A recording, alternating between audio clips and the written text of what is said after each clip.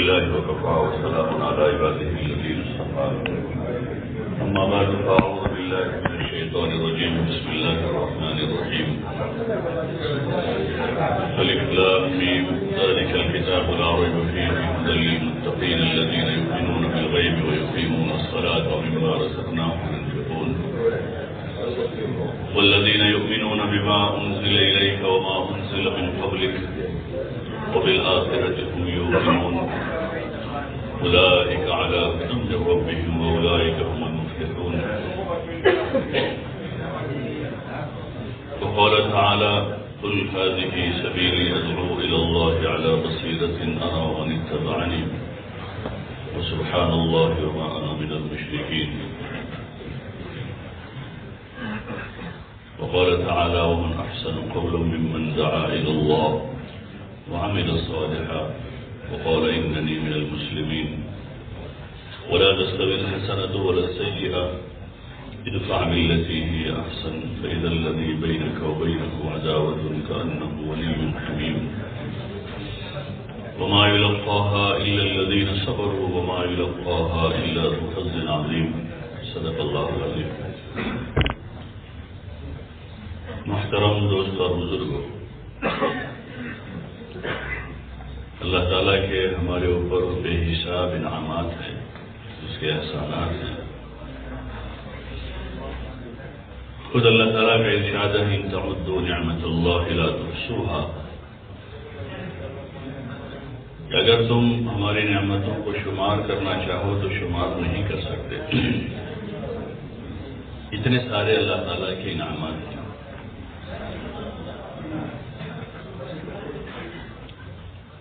اور مزید روزانہ بے حساب انعامات جاری ہیں. ایک سانس ہماری جو باہر آ رہی ہے وہ ہزاروں نعمتوں کے ساتھ باہر آ رہی ہے. جسم کے اعضاء صحیح سالم تندرست ہے وہاں،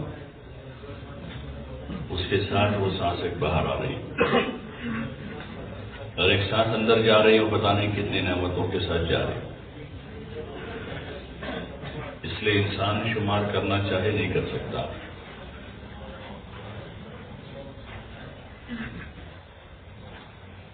لیکن اس طرف توجہ کم ہے، نعمتوں کی طرف. آگے اللہ کا ارشاد ہے ان الانسان لظلوم کفار، انسان بڑا ظالم اور ناشکرا.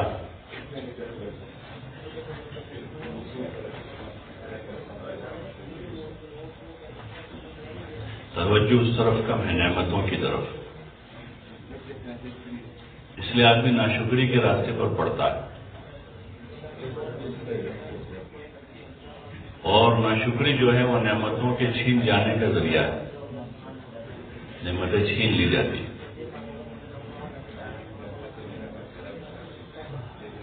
یا نعمت اپنی جگہ باقی ہوتی ہے لیکن اس کا نفع اٹھ جاتا ہے.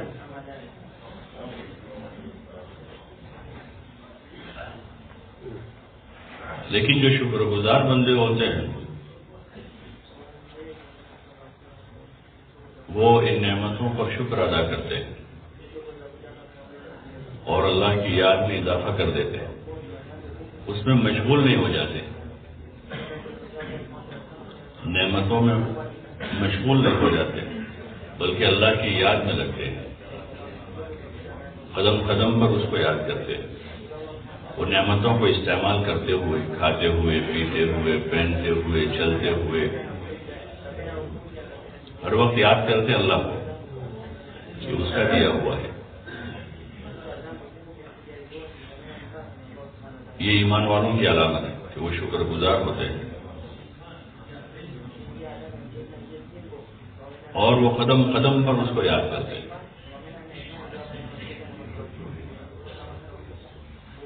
اور اس کو ہر وقت راضی رکھنے کی کوشش کرتے ہیں. حضور پاک صلی اللہ علیہ وسلم پر نعمتیں ہوئی کہ اللہ نے آپ کو ایک بہت بڑا مقام دیا، مقام نبوت، اور آپ کو امام الانبیاء بنایا، خاتم النبیین بنایا. آپ صلی اللہ علیہ وسلم نے اس پر شکر گزاری کا ثبوت دیا.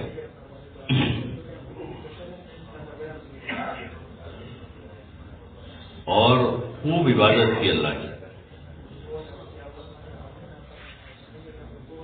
نمازیں پڑھی، روزے رکھے اور صدقہ خیرات کیا، اپنی ذمہ داری کو اچھی طرح سے نبھایا،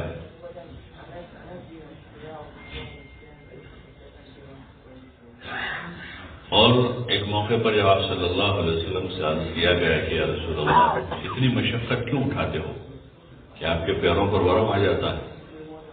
تو آپ صلی اللہ علیہ وسلم فرما رہے افلا اکون عبدا شکورا، کیا میں اللہ کا شکر گزار بندہ نہ بنوں؟ شکر کی کیفیت کے ساتھ تو اس نے جب نعمتیں کی میرے اوپر تو بندے کے ذمہ یہ ہے کہ وہ شکر گزار بنے، اور شکر گزاری کا کیا طریقہ ہے وہ بھی بتایا آپ نے کہ عبادت اطاعت میں اضافہ کریں، نہیں ہے کہ نعمتوں میں مشغول ہو جائے۔ شکر گزاری کا تقاضا نعمتوں میں مشغول ہو جانا نہیں ہے، وہ چلو اللہ نے خوب مال دیا ہے تو اس سے خوب مال کا استعمال کریں گے اور عیش کریں گے، یہ تقاضا نہیں اس کا۔ اس کے لیے تو مصرف بتائے مال کے لیے، ذریعہ ہے تو اس کے یہ راستے ہیں خرچ کرنے کے، اس کو وہاں خرچ کر دو اور اس کے ذریعے سے مزید دنیا میں برکت حاصل کرو اور آخرت میں اس کا بدلہ لو۔ اس وقت لوگ یہ سمجھتے ہیں کہ اللہ نے دیا ہے تو کھاؤ پیو پہنو اوڑھو عیش کرو تاکہ شکر پایا جائے، ادا ہو جائے، تو اس میں تو آدمی ناشکری سے اوپر کی چیز پر نافرمانی پر اتر آتا ہے۔ مال دولت اور نعمتوں کے استعمال میں وہ تو نافرمان بن جاتا ہے، یہاں تک کہ شکر کی نماز تو کیا پڑھے، اس کی تو فرائض کے لالے ہو جاتے، اور شکر کے طور پر کوئی عبادت اطاعت میں کیا اضافہ کرے، وہ تو ذمہ داریاں بھی پوری نہیں کر پاتا ہے جو واجب کے درجے کی اس کے اوپر ہوتی، اور یہ ساری چیزیں اس لیے پیش آتی ہیں کہ دین کی سمجھ نہیں ہے، دین کی سمجھ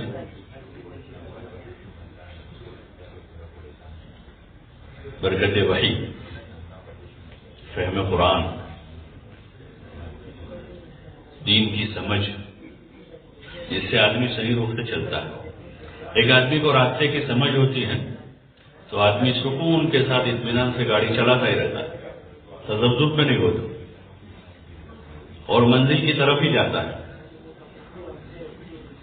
اور ایک آدمی کو سمجھ نہیں اچھی سی کہ راستہ یہ برابر ہے کہ غلط ہے تو وہ تذبذب میں چلتا ہے، اور ایک آدمی غلط کو صحیح سمجھ کر چلتا ہے تو تیزی سے چلتا ہے لیکن منزل سے دور جاتا ہے، منزل کی طرف نہیں جاتا، کہ غلط کو صحیح سمجھ کے چل رہا ہے۔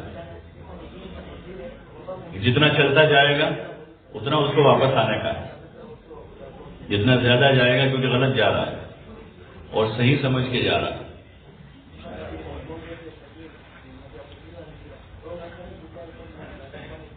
تو اتنا وہ غلطی کی طرف تیزی کے ساتھ دوڑتا ہے۔ اس وقت جو انسانیت تیزی سے دوڑ رہی ہے وہ اسی طرح جا رہی ہے، چاند تک جانے کی کوشش میں ہے بہت تیزی کے ساتھ، اور کائنات میں گم ہے،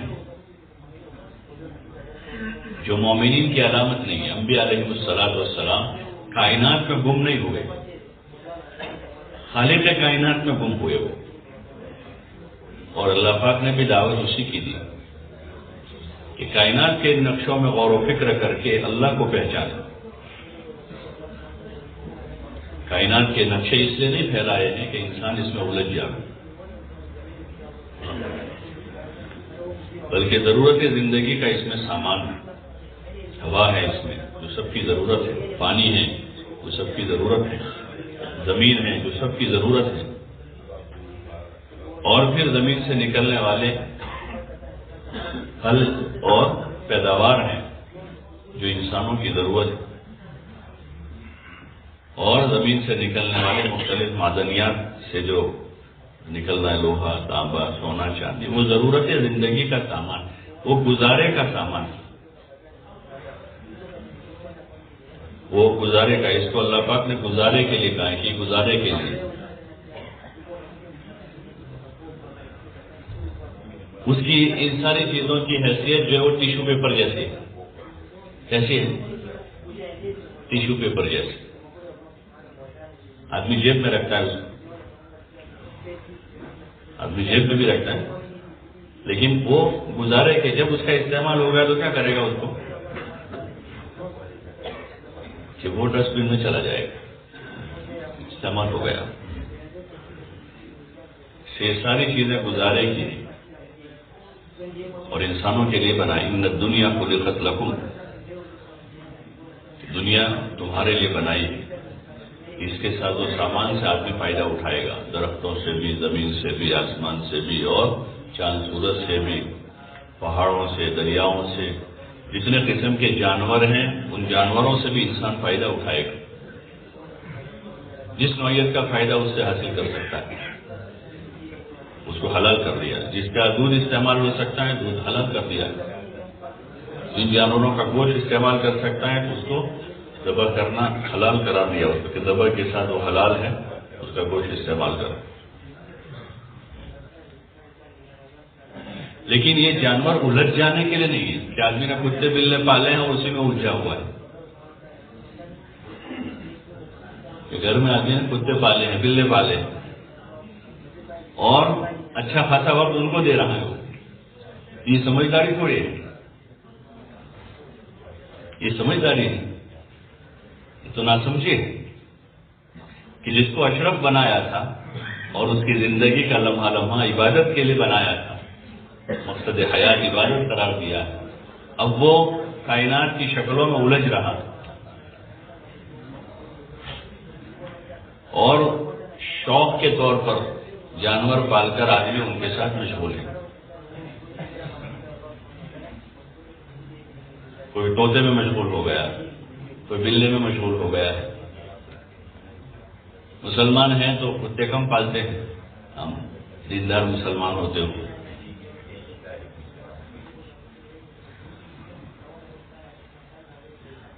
کیونکہ مقصد حیات کیا ہے، زندگی کا مقصد کیا ہے، اس کا ابھی تک جو ہے اچھی طرح سے مفہوم واضح نہیں کہ مقصد حیات کیا ہے. اللہ تعالیٰ نے ارشاد فرمایا وَمَا خَلَقْتُ الْجِنَّ وَالْإِنسَ إِلَّا لِيَعْبُدُونَ کہ جنات و انسان کو صرف اور صرف عبادت کے واسطے پیدا کیا ہے. یہ زندگی کا سب سے بڑا مقصد ہے. حضور علیہ السلام کی زندگی عبادت اطاعت میں گزری. نبوت سے پہلے آپ صلی اللہ علیہ وسلم کا جو وقت گزرا ہے، آپ غار حرا میں تشریف لے جاتے تھے اور وہاں تنہائی میں عبادت کرتے تھے، اور جب بندوں کے درمیان میں آتے تھے تو لوگوں کی خدمت کرتے تھے. بندوں کے ساتھ جو آپ کا معاملہ ہے اس میں خدمت اور اخلاق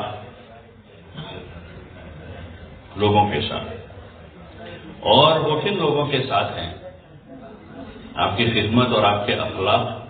وہ مشرکین کے ساتھ. اہل مکہ ابھی مسلمان نہیں ہے، اپنے قدیم دین پر ہیں جس میں شرک ہیں، بت پرستی ہیں اور رذائل ہیں. ان لوگوں کے ساتھ خدمت اور اخلاق، اور اللہ کے ساتھ جو آپ کا معاملہ ہے اس میں اللہ کی عبادت ہے.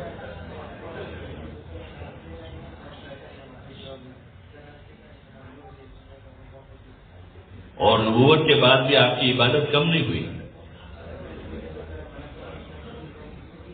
جہاں آپ کے اوپر ایک ذمہ داری اور بڑھ گئی، ذمہ داریاں بڑھائی گئی کہ آپ پر قرآن نازل ہوا تو اس کی تعلیم و تعلم کی ذمہ داری آئی، اور مزید لوگوں کو دین کی طرف متوجہ کرنے کی دعوت کی ذمہ داری آئی. تو ذمہ داری بڑھی تو آپ نے پیچھے کے کام کم نہیں کیے، بلکہ ان کاموں کے ساتھ مزید آپ نے جو اللہ کی طرف سے نازل ہوا کلام ہے اس کلام کو اخذ کرتے ہوئے، لیتے ہوئے اس کو دوسروں تک پہنچانے کی ذمہ داری کو مزید آپ نے اختیار کی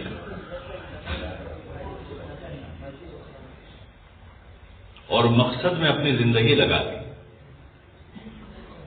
یہاں تک کہ آپ نے اپنی ضرورتوں کو بھی کم کر دیا۔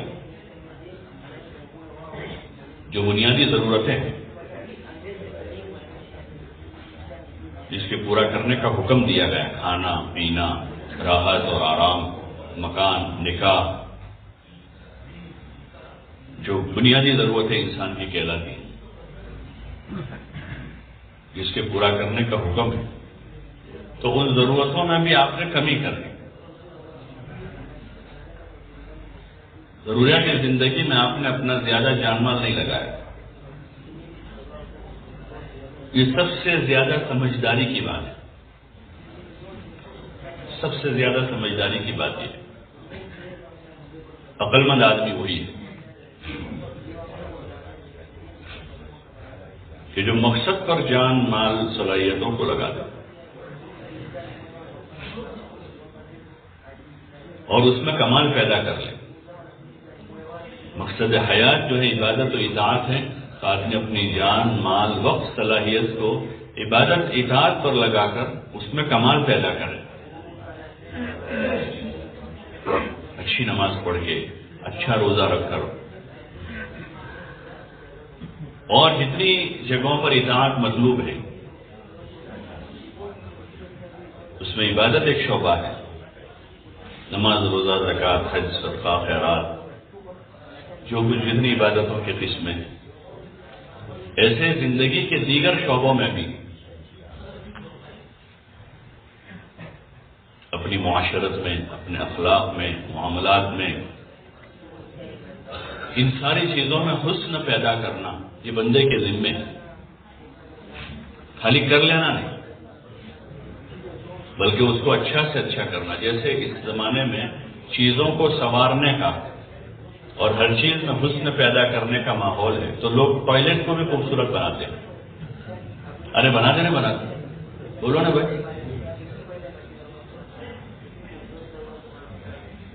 حالانکہ 30-40 سال پہلے جو ہے ٹوائلٹ ہی نہیں تھا پورا۔ ارے ٹوائلٹ تھا، ایک ضرورت تھی لوگوں کی، کہیں بھی پوری کر لیتے،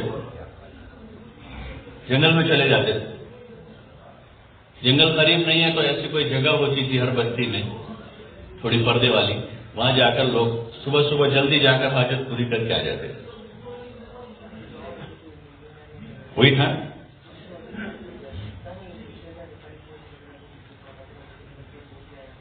لیکن اب اس کا ایسا ماحول بنا،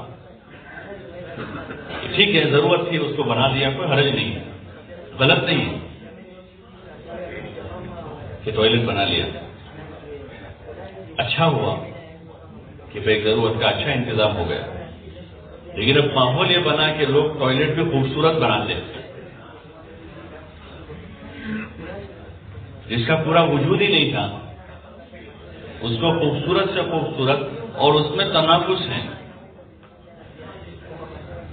اگر ایک آدمی نے ایسا بنایا تو دوسرا اس سے اچھا بنانے کی کوشش، تو تیسرا بھائی بنائے گا تو اس سے اچھا بنائے گا۔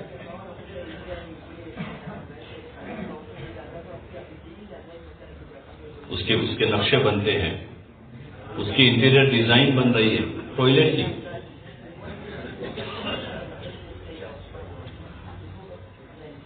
لیکن جن اعمال کے لیے انسان کو پیدا کیا گیا ہے، عبادت کے واسطے، نماز پڑھنے کے لیے، روزہ رکھنے کے لیے، اور حج کرنے کے لیے، زکوٰۃ دینے کے لیے، اور دیگر جو اعمال ہیں، تو ان اعمال کا ہم حال دیکھیں گے تو ان اعمال میں حسن پیدا کرنے والے کم ہیں، تو اس میں حسن پیدا کیا جائے۔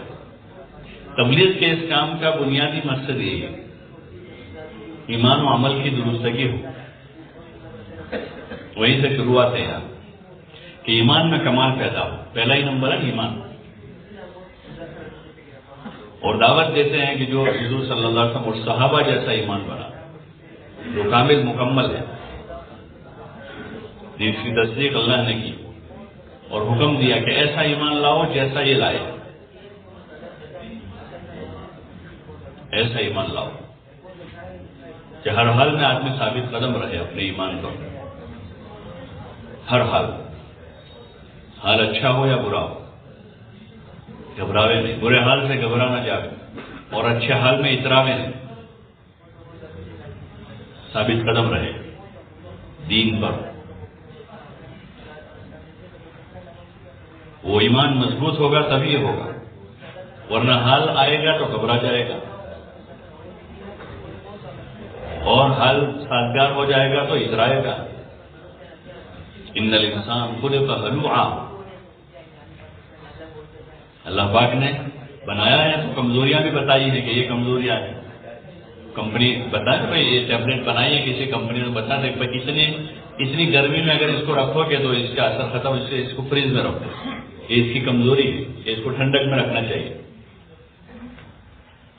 ایسے اللہ تعالیٰ نے انسان کی کمزوری بتائی ہے. ان الانسان خلق ہلوعا، کہ انسان جو ہے بڑا جلد باز ہے،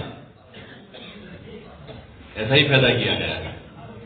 اذا مسہ الشر جزوعا، کہ ذرا سے تکلیف پہنچے جزا فضا شروع کر دو. مہینے کے 29 دن تندرست رہا، کسی کو نہیں کہا کہ اللہ کا بہت شکر ہے، بہت اچھا ہوں، تندرست ہوں، بہت. ایک دن بیمار ہو جائے گا تو شور مچائے گا،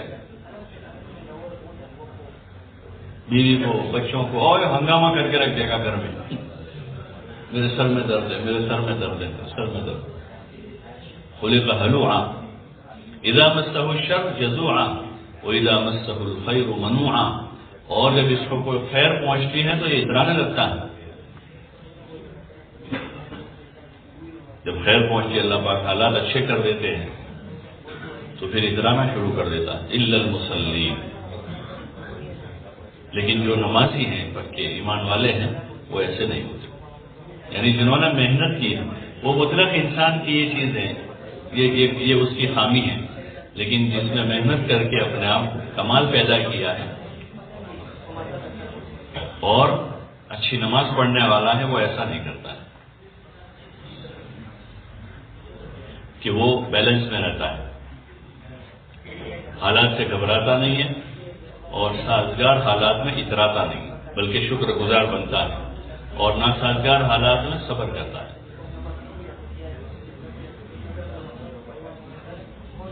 اس لیے تبلیغ میں پہلی ایمان پر محنت ہے کہ آدمی محنت کرتا رہے اور ہمیشہ محنت کر، مقصد پر نظر رہے کہ ہمارے کام کا مقصد کیا ہے. ورنہ مقصد سے اگر نظر ہٹ گئی ہے تو آدمی اپنے مقصد پر محنت نہیں کرے گا، دوسری چیزیں حاصل کرنے کے لیے آدمی کی محنت ہو جائے گی. اور جب محنت ہی مقصد کی نہیں ہے تو مقصد حاصل کیسے ہو؟ حصول مقصد کے لیے آدمی کی محنت ہی نہیں، کوئی اور چیز ہے مقصد. مقصد آدمی کی دنیا ہو گئی یا وجاہت ہو گئی، وجاہت مقصد ہو گئی تو پھر آدمی کا مقصد کی طرف توجہ نہیں ہوگی، اور مقصد کی طرف توجہ نہیں تو وہ چیز حاصل بھی نہیں ہوگی. اس لیے کام کرتے کرتے ایمان کا کمال حاصل ہو، عبادت کا ذوق پیدا ہو، علم کا شوق پیدا ہو، اللہ کا دھیان پیدا ہو، مخلوق خدا کی ہمدردی، خیرخواہی اور خدمت کا جذبہ پیدا ہو، اللہ کے لیے عمل کرنے کا شوق پیدا ہو، اور جان و مال دن بدن اللہ کے نام پر لگانے کا جذبہ پیدا ہو، تو ہم اپنے کام میں صحیح رخ پر جا رہے ہیں. یہ نتیجہ ہے، کیونکہ ہماری محنت ان چیزوں پر ہے. محنت ایک آدمی نے اپنی زمین میں آم بوئے ہیں، سنترے بھی بوئے ہیں اور دوسرے اس قسم کے پھل بوئے ہیں، 5-6 قسم کے، اور ہر سال 5-6 قسم کی پیداوار آتی ہے تو مقصد میں کامیاب ہے.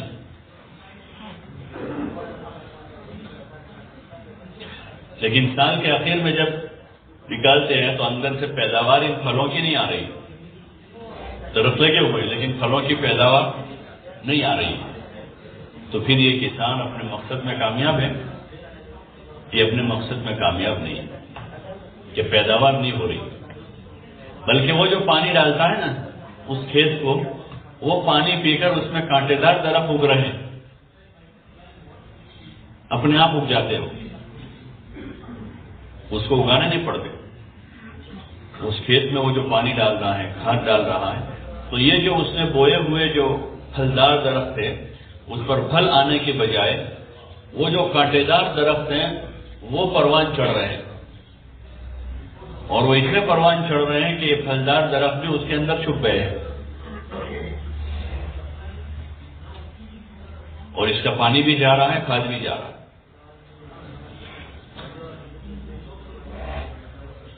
آج کا پانی بھی استعمال ہو رہا ہے، کھاد بھی استعمال ہو رہا ہے، اس کا وقت بھی جا رہا ہے۔ اس لیے اس کسان کو اپنے مقصد کی طرف نظر کرنے کی ضرورت ہوگی، اور ان کانٹے دار درختوں کو اس کو محنت کر کے صاف کرنا پڑے گا، جان مال لگا کر، اور پھلدار درختوں میں درخت پھل آوے اس کی تدبیریں کرنی پڑے گی، کیا وجہ ہے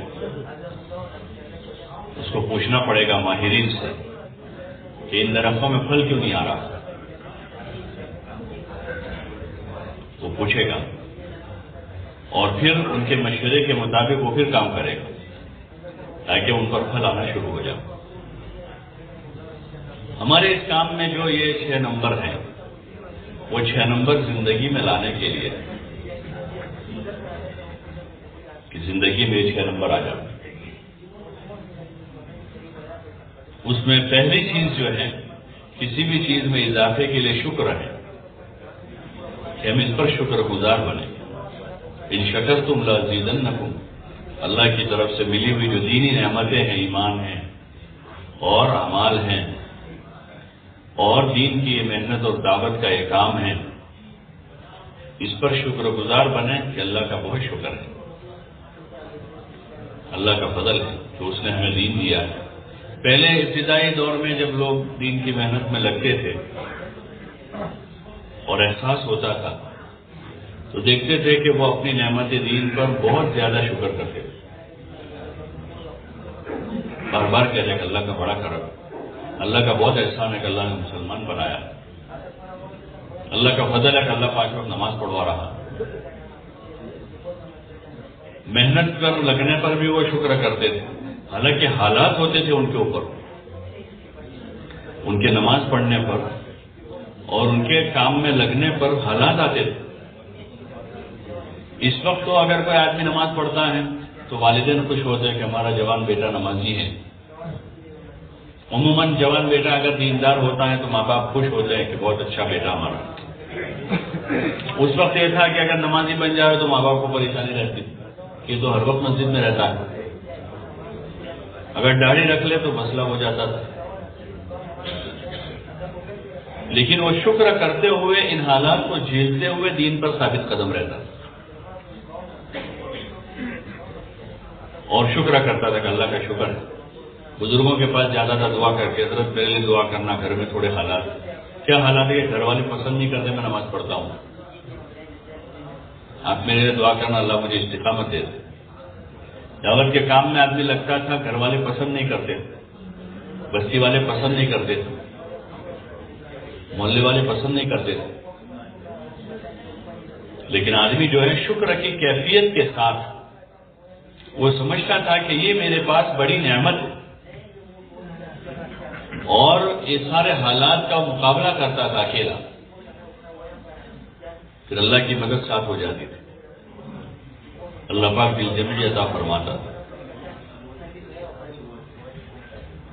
تو پھر وہ آدمی چل پڑتا تھا، اللہ چلاتا تھا، اور وہی ایک آدمی پوری بستی کے لیے، بعض جگہ پورے ضلع کے لیے، پورے صوبے کے لیے، ملک کے لیے وہ ہدایت کا ذریعہ بن جاتا تھا۔ یہ ضرورت اس کی ہے کہ ہم تھوڑا سا محاسبہ کریں کہ ان نعمتوں پر ہماری طرف سے شکر پایا جا رہا ہے یا ناشکری ہے، اس لیے کہ ناشکری جو ہے وہ بہت بڑی مصیبت ہے۔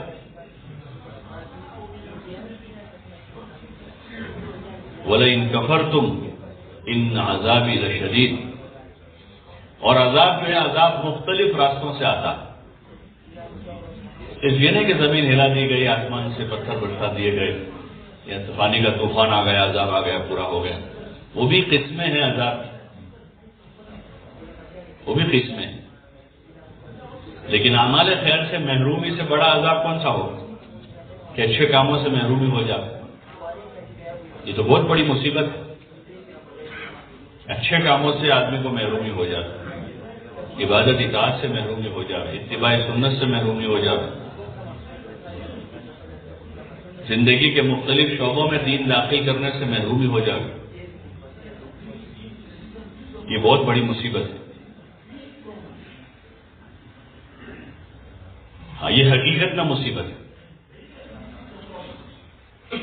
اسباب میں حالات پیدا ہونا تو ایمان والوں کے لیے امتحان ہے، مصیبت نہیں ہوتا۔ اسباب میں حالات پیدا ہو رہے ہیں، کاروبار میں 19-20 ہو گیا، بیماری سیماری ہو گئی، یا اور حالات ایسے ہوئے جیسے حضور صلی اللہ علیہ وسلم کے ساتھ پیش آئے، صحابہ کے ساتھ پیش آئے، کہ ان کی آزمائش ہے وہی ہو، اور ان سے پہلے اچھے لوگوں کی اسی طرح آزمائش ہے ہوئی۔ فَلَمَّا يَأْتِكُم مَّثَلُ الَّذِينَ خَلَوْا مِن قَبْلِكُم، اس کا تذکرہ کیا اللہ پاک نے کلام پاک، مَسَّتْهُمُ الْبَأْسَاءُ وَالضَّرَّاءُ وَزُلْزِلُوا، وہ تو آزمائشی حالات ہیں، لیکن دین سے محرومی ہو رہی ہے، عمل دین سے محرومی ہو رہی ہے، اللہ کے حکموں کو پورا کرنے کی توفیق نہیں ہو رہی ہے، حضور پاک صلی اللہ علیہ وسلم کے مبارک طریقے پر عمل کی توفیق چھینی جا رہی ہے۔ اس سے بڑا عذاب اور کوئی نہیں ہو سکتا۔ اس سے پناہ مانگیے حضور صلی اللہ علیہ وسلم، اعمال خیر کی توفیق ہو جانے کے بعد اس کے سلب ہو جانے سے، اسلام کی نعمت مل کر اس سے پھر جانے سے، ایمان مل جانے کے بعد اس سے ہٹ جانے سے، ان چیزوں سے پناہ مانگی گئی حدیثوں میں۔ اس سے پناہ مانگی گئی کہ کوئی اعمال خیر کے آدمی کو توفیق تھی کہ 5 وقت آدمی تکبیر اولیٰ کے ساتھ پڑھتا رہا، اور تکبیر اولیٰ فوت ہونے لگی۔ فضائل اعمال میں بہت سی جگہوں پر ایسے واقعات ہیں، ایک بزرگ کو تہجد کی توفیق سلب ہو گئی، تو انہوں نے غور کرنا شروع کیا کہ کیا وجہ ہے، غور کرنا شروع کیا تو پتہ چلا انہی کو کہ کسی کو حقارت سے دیکھا، توفیق سلب ہو گئی، کہ بہت بڑا وہ جرم ہے حقیر سمجھنا کسی مسلمان کو حقیر سمجھنا، کہ بہت بڑا گناہ ہے۔ ہاں، ادھر گورنمنٹ کے جوڈیشلی میں گناہوں کی فہرست ہوتی ہے کہ یہ گناہوں کی فہرست ہے، اور ان گناہوں پر یہ قلمیں ہیں، دفعات کہتے ہیں، کیا کہتے ہیں انگریزی میں؟ نہیں قلم ہے، تو وہ اس کا درجہ بتاتی ہے۔ جیسے یہ خون کرنے کی کوشش کی، مرڈر کرنے کی کوشش کی، تو یہ بڑا گناہ۔ ایک آدمی نے شراب پیے ہیں، تو یہاں اس ضرور میں بہت سی جگہ گناہ ہی نہیں ہے، کہیں گناہ ہے تو چھوٹا گناہ ہے، اسلام میں بڑا گناہ ہے، کبیرہ ہے۔ ایسے کسی کو قتل کر دیا، بہت بڑا گناہ کیا ہے۔ ہاں، تو اس کے لیے دفعات گناہوں کے دنیا کی حکومتوں میں ہیں، ایسے اللہ کے وامی وہ کبیرہ گناہوں کی فہرست شمار کروائی۔ کفر کرنا سب سے بڑا گناہ ہے، شرک کرنا گناہ ہے بڑا، نفاق بڑا گناہ ہے کہ اندر کچھ ہے باہر کچھ ہے۔ ایسے لوگوں سے یہ تو اللہ سے متعلق ہے، نماز چھوڑ دینا اللہ سے متعلق ہے، بہت بڑا گناہ ہے۔ اکبر الکبائر کا علماء نے کہ زمین پر کفر و شرک کے بعد کا جو سب سے بڑا گناہ ہے وہ نماز چھوڑنے کا ہے، بہت بڑا گناہ ہے۔ ایسے لوگوں سے متعلق ہے، بندوں سے متعلق، کسی کو ایذا پہنچانا گناہ ہے، کسی کی غیبت کرنا بہت بڑا گناہ، اشد من الزنا، کہ غیبت جو ہے وہ زنا سے بھی بڑا گناہ ہے۔ اسی طرح کسی کو حقیر سمجھنا، کسی کو حق نہیں کہ کسی کو حقیر سمجھے،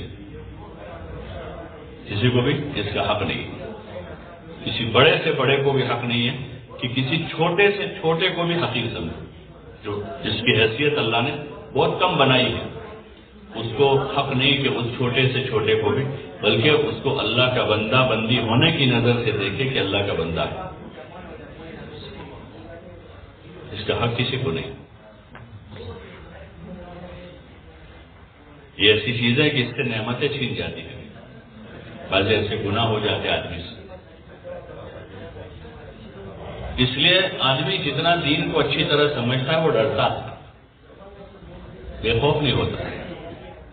جو مال کی قیمت کو جتنا سمجھتا ہے نا، جتنا بڑا بیپاری ہے اس کو اچھی تمیز ہوتی ہے مال کی قیمت کی، مالیت کی قیمت کی، کہ اب روزانہ کے حساب سے اپ ڈاؤن ہوتا ہے تو ہر وقت تو چوکنا ہوتا ہے اپنی پراپرٹیز کے بارے میں، اپنے مال کے کہ کہاں بھاؤ اپ ہو رہا ہے، کہاں ڈاؤن ہو رہا ہے، کہاں بیچنا ہے، کہاں خریدنا ہے،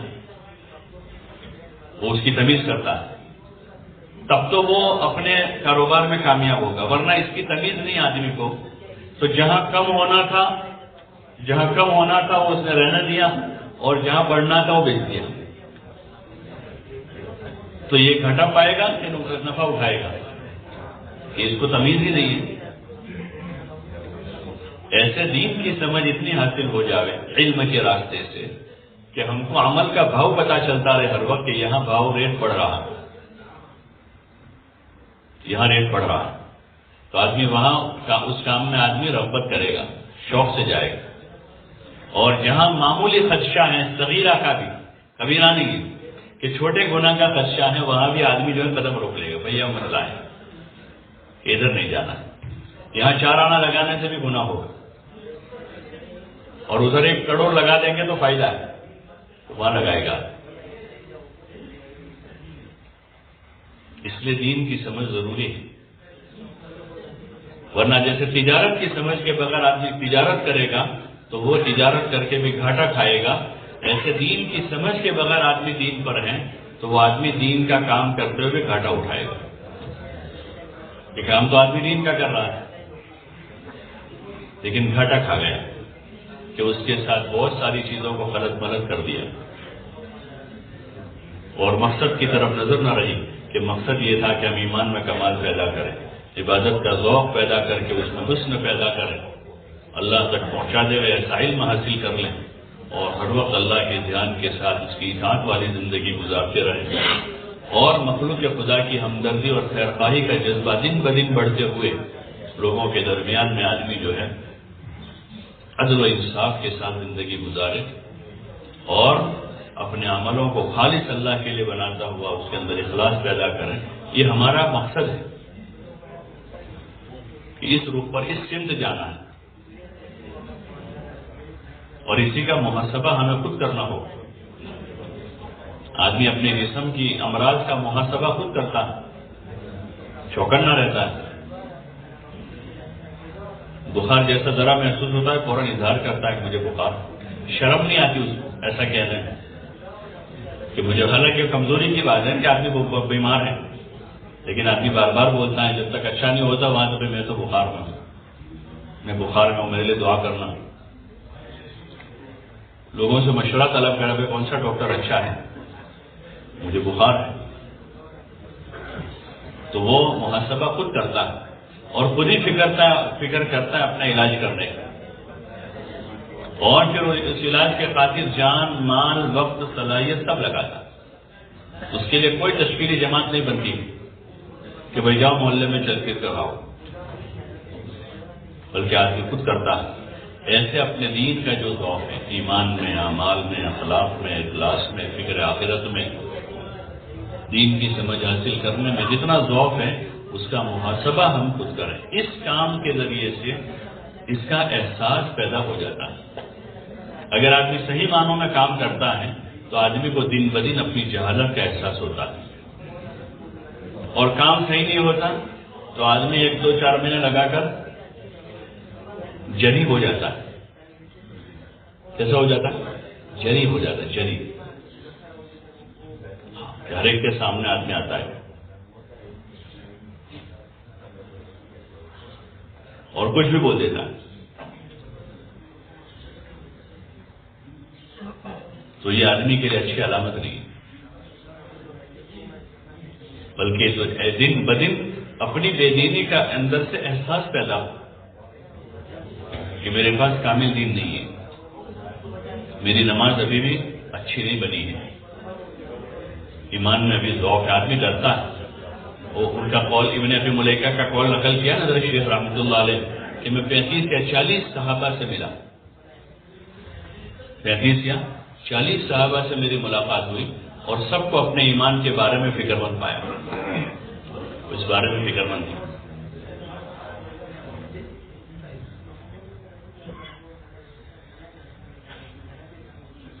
اور ڈر رہتا تھا نفاق کا، ہر وقت ڈر رہتا ہے۔ ان چیزوں میں زیادہ ملاوٹ ہوتی ہے نا، ان چیزوں کے خریدنے والے ہر وقت ڈرتے ڈرتے خریدتے ہیں، حالانکہ روزانہ وہ خریدتے ہیں لیکن پھر بھی چیک کرتے ہیں۔ جب مارکیٹ میں بات چل جاتی ہے کہ بھئی نوٹوں میں ڈپلیکیٹ نوٹ آ گئے تو سارے بینک والے بھی برابر چیک کرتے ہیں، مشین لگا دی اب تو کہ کئی غلط نوٹ اندر نہ آ جائے ہمارے پاس، ڈرتے ہیں لوگ۔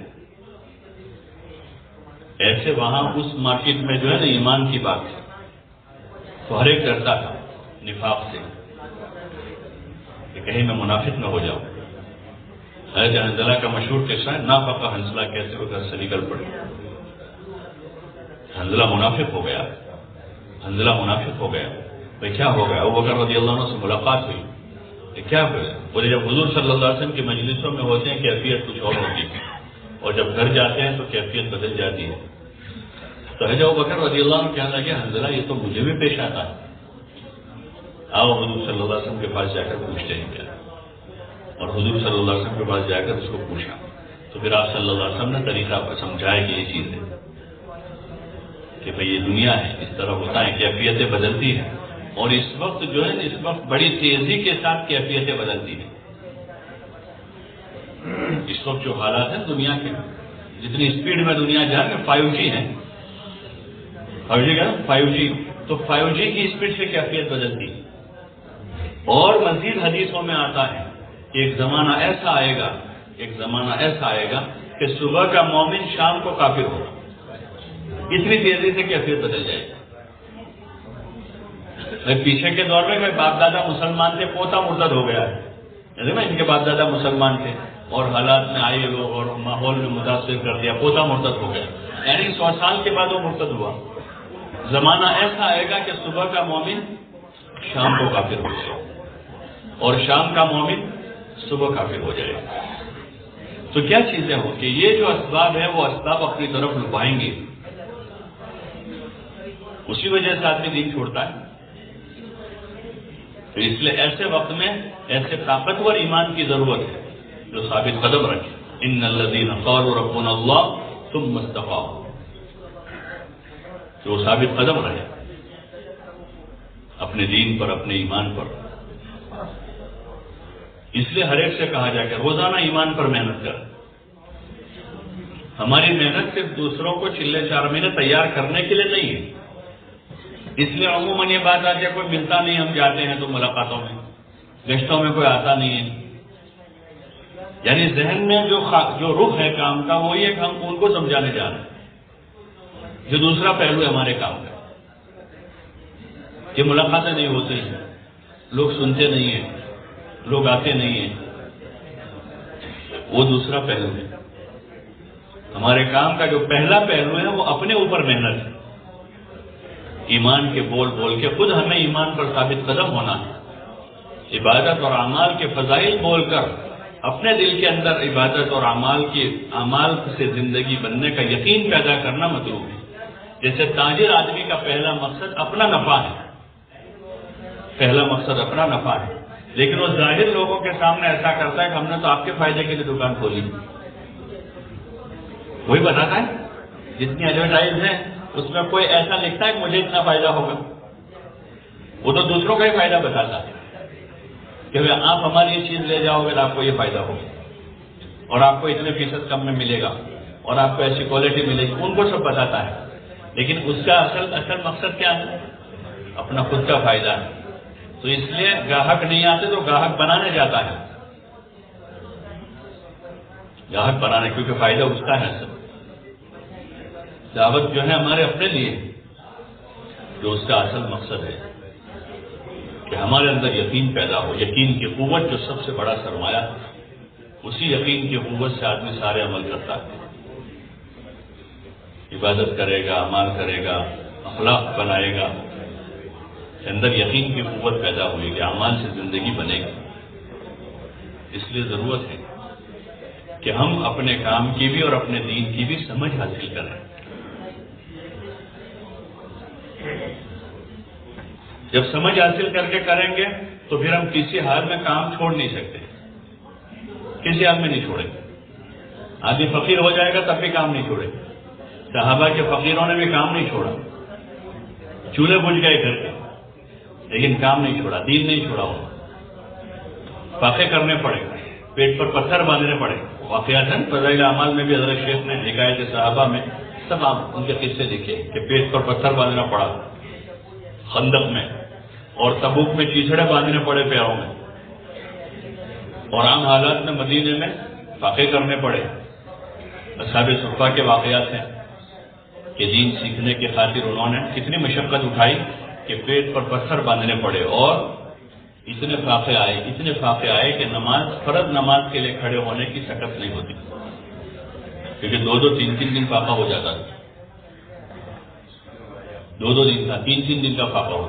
ہمارا ابھی آج روزہ رکھا ہوگا بہت سارے، اللہ قبول فرمائے، خالی ایک ہی وقت گزرے گا دوپہر کا، تو شام کو، حالانکہ سردی کا دن ہے، ٹھنڈا دن ہے، پھر بھی جو ہے شام کو غروب سے پہلے تھوڑا ایسا لگتا ہے کہ ابھی کوئی بات نہ کرے، کسی سے بات نہ کرے، کوئی ہم سے نہ کرے، ہوتا نہیں ہوتا ایسا؟ اب ایک ہی وقت ہوتا ہے کہ سحری تو کھائی ہے، بیچ میں ایک ہی وقت گزرا ہے، وہ 2-2 3-3 دن فاقے ہو جاتے تھے۔ ابو ہریرہ رضی اللہ عنہ فرماتے ہیں کہ ہماری مسجد میں نمازیوں کی صفیں گر جاتی تھی، اور وہ گرنے کی وجہ سوائے بھوک کی اور کوئی نہیں۔ مجھے سمجھ میں آ گیا، اسلام سمجھ میں آ گیا۔ مکہ میں جو 13 سال گزارے ہیں سابقین نے، جنہوں نے اسلام میں سبقت کی، ان لوگوں نے، وہ بڑے مشقت کے گزرے ہیں، بڑے مشقت کے سال گزرے۔ خود حضور پاک صلی اللہ علیہ وسلم جب آل یاسر کے وہاں سے گزرتے تھے، ان کے گھر کے قریب سے، اور ان کے حالات، ان کی تکلیفوں کو دیکھتے تھے تو آپ کی آنکھوں میں آنسو آ جاتے تھے۔ آپ علیہ السلام ان کو تسلی دیتے تھے، صبرن یا آل یاسر، صبرن یا آل یاسر ان موعدکم الجنہ، کہ آل یاسر صبر کر لو، میرا جو تم سے وعدہ ہے وہ جنت کا ہے، صبر کرو۔ خود حضور صلی اللہ علیہ وسلم اور آپ کے گھرانے پر جو حالات آئے، اور وہ 3 سال شیب ابی طالب میں قید رہے، پورا بنو ہاشم آپ کے ساتھ، بات سمجھ میں آ گئی۔ حضرت خدیجہ رضی اللہ عنہ کو سمجھ میں آ گئی تھی بات، ورنہ ان کی تو زندگی بہت اچھی تھی، مال دولت اللہ نے دیا تھا، شہرت اور عزت دی تھی، لیکن بات سمجھ میں آ گئی تھی۔ یہ جو ہماری محنت ہے کہ ہم کو بات سمجھ میں آ جائے، جس دن سمجھ میں آ گئے، اس دن سے کام شروع ہوگا ہمارا۔ ابھی تو بدشکیل والوں کو آنا پڑتا ہے، بار بار سمجھانا پڑتا ہے، بھائی وقت ہو گیا آپ کا، اعمال کے لیے سمجھانا پڑتا ہے۔ ان میں سے بہت سے وہ ہوں گے جن کو ماں باپ بہت سی مرتبہ ترغیب دیتے ہوں، بھائی جماعت سے نماز پڑھو، کسی کے دادا سمجھاتے ہوں گے، بھائی تم جماعت میں بھی جاتے ہو، ذرا جماعت سے نماز پڑھ لیا کرو، کسی کے دوست سمجھاتے ہوں گے، بھائی تم جماعت کا کام کرتے ہو، ذرا ایسا مت بولو، ایسا کرنا پڑتا ہے نا دوسروں کو۔ کسی کا پارٹنر سمجھاتا ہوگا کہ بھائی تم کرتے پائجامے میں ہو، ایسا مت کرو، کیونکہ ابھی تک سمجھ میں آیا نہیں ہے، اس لیے سارا کرنا پڑتا ہے۔ جس دن سمجھ میں آ جائے گا اس دن اپنے آپ سب ہوگا۔ جس دن سمجھ میں آ گیا کہ دین یہ چیز ہے، پھر آدمی دین کے خاطر بڑی سے بڑی قربانی دے دے گا، پھر اعمال میں کمی نہیں آئے گی، پھر نماز نہیں چھوٹ سکتی، نماز نہیں چھوٹ سکتی، اور اگر چھوٹ گئی تو پھر اس نماز پر ایسا غم ہوگا جو غم کے واقعات حضرت شیخ نے لکھے ہیں فضائل میں، فضائل نماز میں، کہ ایک تکبیر اولا فوت ہو گئی، وہ کسی بزرگ کا قصہ لکھا ہے کہ ان کی نماز فوت، ان کو بڑا افسوس ہو رہا تھا، اور کہنے لگا اگر میرا بیٹا مر جاتا تو آدھا بلند میری تعزیت کرتا، لیکن لوگوں کے نظر میں نماز کی کوئی اہمیت ہی نہیں ہے کہ کوئی میری تعزیت بھی نہیں کرتا ہے، اتنا بڑا میرا نقصان ہوا۔ ہوتا نا کسی کا خبر آئے کوئی ان کا تجارتی مال جو تھا فلاں جگہ وہ ضبط ہو گیا ہے اور 2-4 لاکھ روپے کا نقصان ہوا ہے، تو لوگ تعزیت کرتے ہیں، لوگ تعزیت کرتے ہیں کہ اللہ تم کو دوسرا دے گا، ہمت رکھو، گھبراؤ مت، کوئی ضرورت ہو تو ابھی ہم آپ کی مدد کر دیں. ارے تعزیت کرتے ہیں. ایک روایت دوسرے ہیں کہ جب کسی آدمی نے جان بوجھ کر نماز چھوڑ دی تو اس کا ایسا نقصان ہوا گویا کہ اس کا مال اور اس کے بیوی بچے سب کچھ لوٹ لیا گیا. اتنا بڑا بھاری نقصان ہوا ہے. تو اس لیے ضرورت ہے کہ ہم اس محنت کو جو ہے اس رخ سے کر رہے ہوں کہ اس محنت کے راستے سے ہمارے اندر دین کی سمجھ پیدا ہو. ہاں، اور جب اس کو صحیح رخ سے کریں گے تو یہ اس کا اثر ہے کہ سمجھ بڑھتی ہے اس کی اور طلب بڑھتی ہے. یہ اس کا صحیح رخ ہے کہ آدمی کی سمجھ میں اضافہ ہوتا ہے اور طلب میں کہ بعض دیہاتی لوگ ہیں جن کو کچھ پتا نہیں دین کیا، بے دینی کیا ہے، غفلت کیا ہے، جہالت کیا ہے، علم کیا ہے، لیکن جب محنت میں لگے وہ تو ان کے اندر ایسی سمجھ پیدا ہوئی، بہترین سمجھ دی اللہ نے انہیں، دین کی سمجھ، حلال حرام کی سمجھ پیدا ہوئی، ان کو تمیز پیدا ہوئی.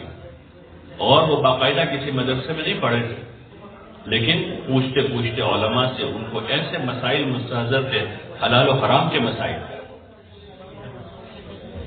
کہ یہ چیز صحیح ہے غلط، حالانکہ باقاعدہ کسی مدرسے میں نہیں پڑھے. اور ایسی طلب پیدا ہوئی ان کے اندر جان مال لگانے کی کہ انہوں نے اپنا سب کچھ قربان کر دیا کہ وہ صحیح معنوں میں شوق پیدا ہو گئے جان مال لگانے کا. پھر آدمی بچہ سمجھ پیدا ہو جائے کہ اچھی طرح سے تو آدمی جان مال کو جمع نہیں کرے گا بلکہ راہ خدا میں لگائے گا. ہاں، اور موت کے آخری دم تک چین سے بیٹھے گا نہیں. جوانی تھی تو جوانی میں چلا، بہت بڑھاپا آئے گا تو بڑھاپے میں چلے گا، اور معذوری ہوگی تو معذوری کے ساتھ چلے گا کیونکہ سمجھ میں آ گیا ہے.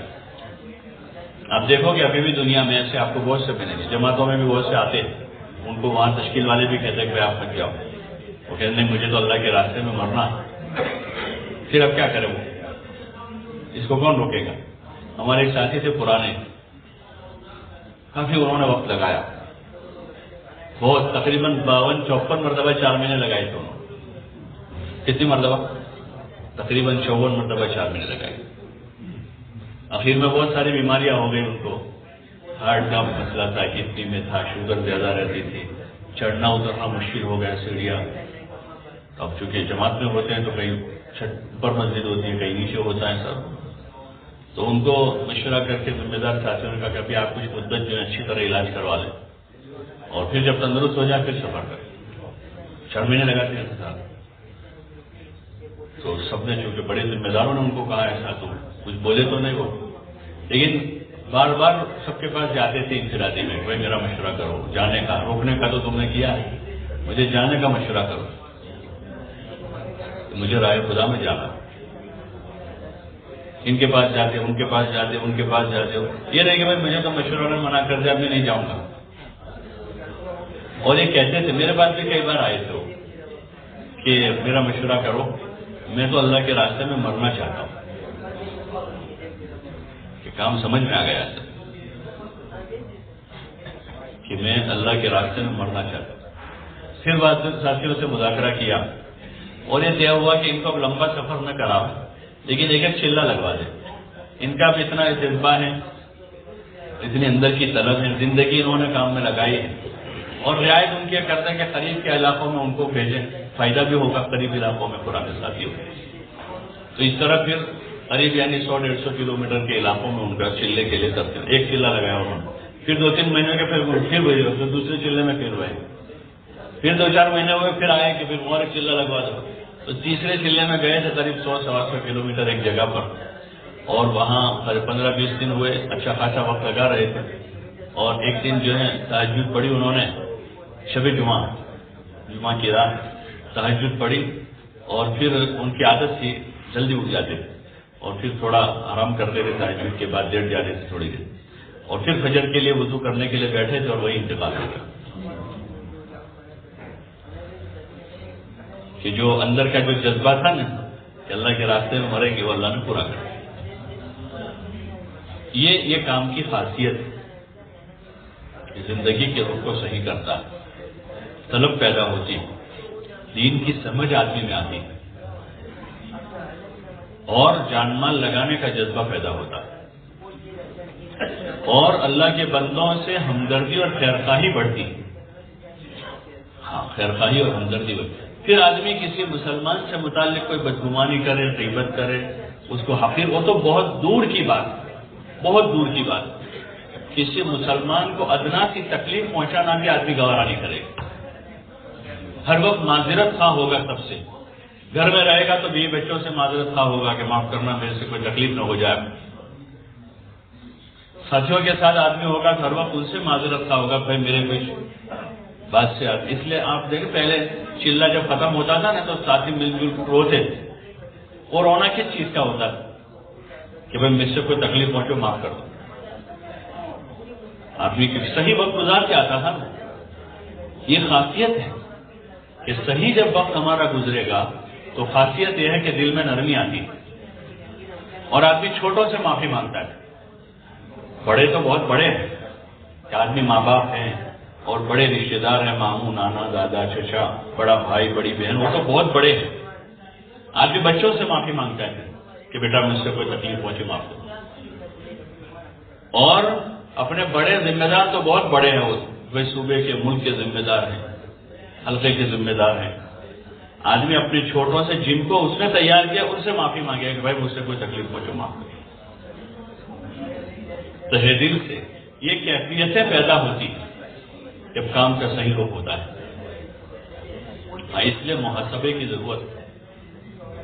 پہلے زمانوں میں کیا میں رات میں محاسبہ کرے، ایسا کہتے تھے پرانے لوگ کہ رات میں سونے سے پہلے اپنے اعمال کا محاسبہ، تعلیم میں بیٹھے تھے نہیں بیٹھے تھے، نمازیں کیسی ہوئی ہیں، تسبیح پڑھی نہیں پڑھی ہیں، تلاوت ہوئی نہیں ہوئی ہے، دن بھر کے اعمال کیے نہیں کیے، اور جو اعمال ایسے ہیں جو کر سکتے ہیں، جیسے تسبیح چھوٹی ہے تو اس کو نہیں پڑھی تو رات میں پڑھ کر سوئے، اور جو اعمال ایسے ہیں جو نہیں کر سکتے، اب جیسے گج چھوٹ گیا تھا، تعلیم چھوٹی تھی، تو ان عمل کے بارے میں آدمی اللہ سے توبہ، یا اللہ آج میری کوتاہی ہو گئی کہ میں تعلیم میں نہیں بیٹھ پایا ہوں، مجھے معاف کر دے، تو اس سے اگلے دن جو ہے آدمی میں سدھار پیدا ہو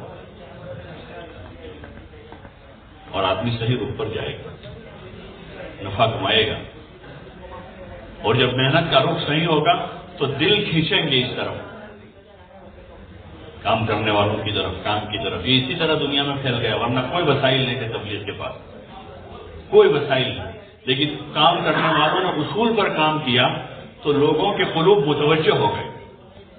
اس لیے بعض علاقوں میں آپ دیکھو گے کہ ایسا آدمی ذریعہ بن گیا جس کو کوئی پہچانتا ہی نہیں، جس کے خاندان کو کوئی نہیں جانتا، جس کی پوری خاندان کی پوری ہسٹری میں کوئی آدمی ایسا نہیں تھا جس کی بات 5 آدمیوں نے مانی ہو، اور ان کا پوتا آج جو ایسا ہے کہ جس کے ساتھ 50 آدمی، 100 آدمی، ہزاروں آدمی جڑے ہوئے اس کے ساتھ، اور اس کو امیر صاحب منہ بھر کے کہتے ہیں امیر صاحب۔ اس کے دادا کو کوئی 5 آدمی ماننے والے، سننے والے نہیں تھے، اس کو کوئی جاننے والا نہیں، اس کے ساتھ حکومت کا کوئی سپورٹ نہیں ہے، اس کے پاس ایجوکیشن کی کوئی ڈگری نہیں ہے، کوئی ڈگری اس کے پاس نہیں، نہ دنیاوی تعلیم کی ہے، نہ دینی تعلیم کی کوئی ڈگری، نہ اس کے پاس مال پیسہ ہے کہ مال کے پیسے کے زور پر یا کسی تعلیمی ڈگری کے وہ بنیاد پر یا حکومت کے کسی تعاون پر یا اس کے پاس کوئی ایسی چیز ہے جس چیز کی بنیاد پر لوگ اس سے جڑ رہے ہو، کوئی چیز، بس صرف اس نے محنت کر کے ایمان و عمل کی کیفیت اپنے اندر پیدا کی تو اس بنیاد پر اللہ نے لوگوں کو اس کی طرف متوجہ کر دیا۔ اب دیکھیں ملکوں میں جن لوگوں سے کام ہوا ہے، اللہ نے وہ جوہر ہم سب میں رکھے، وہ جوہر سب میں ہے، وہ ایمان و عمل کی طاقت۔ اس لیے ضرورت اس کی ہم محاسبہ کریں اپنا، اسی کا حکم بھی ہے، حاسبو قبل ان تحاسبو، کہ اپنا حساب ہم خود کریں قبل اس کے کہ ہمارا حساب کیا جائے، تو اس وقت بہت بھاری ہو جائے گا کہ اتنی نعمتیں ملنے کے بعد بھی اگر ناشکری ہو گئی اور اس کی ناقدری ہو گئی تو پھر یہ بہت بڑا مسئلہ ہے۔ اللہ ہم سب کی حفاظت فرمائے۔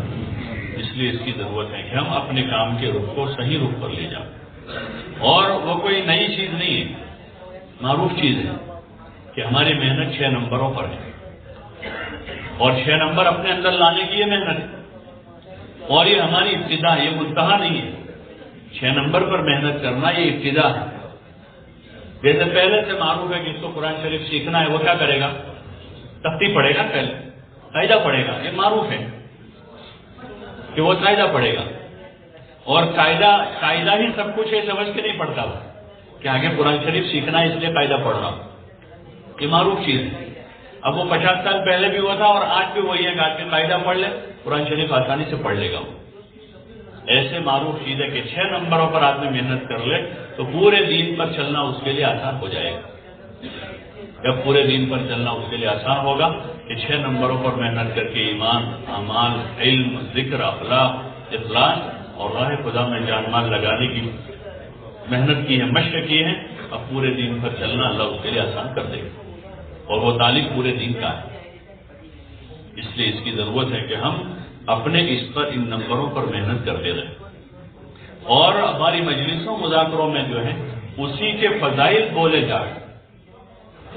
ہاں، تھوڑا سا اس پر توجہ کرنے کی ضرورت ہے کہ ہماری جو مجلسیں ہو رہی ہیں، گش کے بعد کی مجلس ہے یا ہفتہ واری اجتماعات میں، جوڑوں میں، مذاکروں میں، یا ہم جو محنت کے لیے جاتے ہیں 2-2 3-3 کی جماعتیں بنا کر لوگوں کے پاس، اس وقت ہم کیا بول رہے ہیں؟ اس وقت ہم کیا بول رہے ہیں؟ اگر ہم اچھی طرح غور کریں،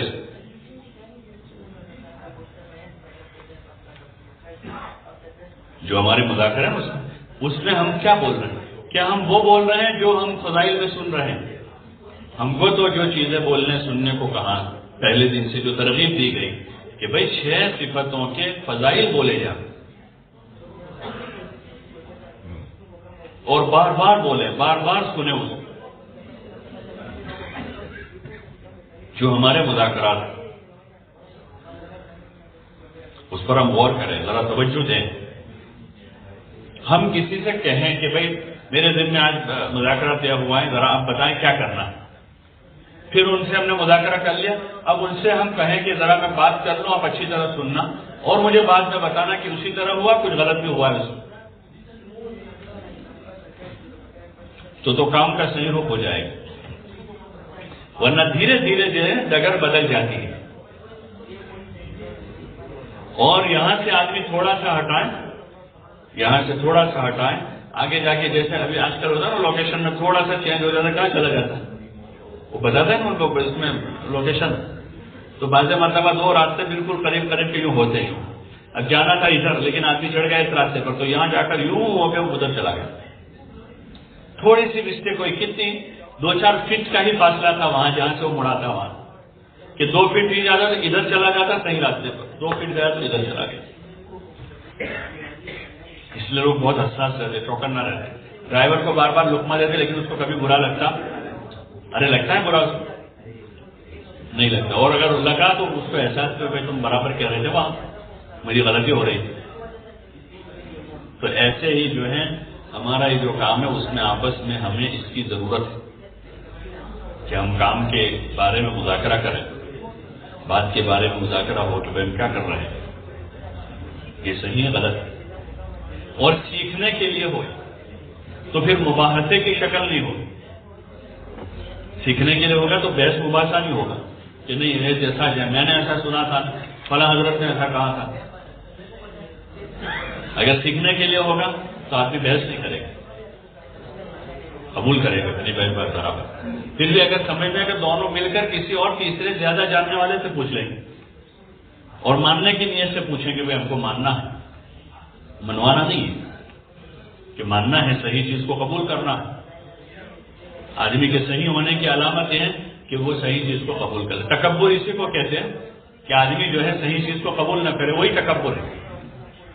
تکبر اچھے کپڑے پہننے کا نام تکبر نہیں ہے. کبر کیا ہے کہ آدمی حق کو قبول نہ کرے، یہ سب سے بڑا تکبر ہے.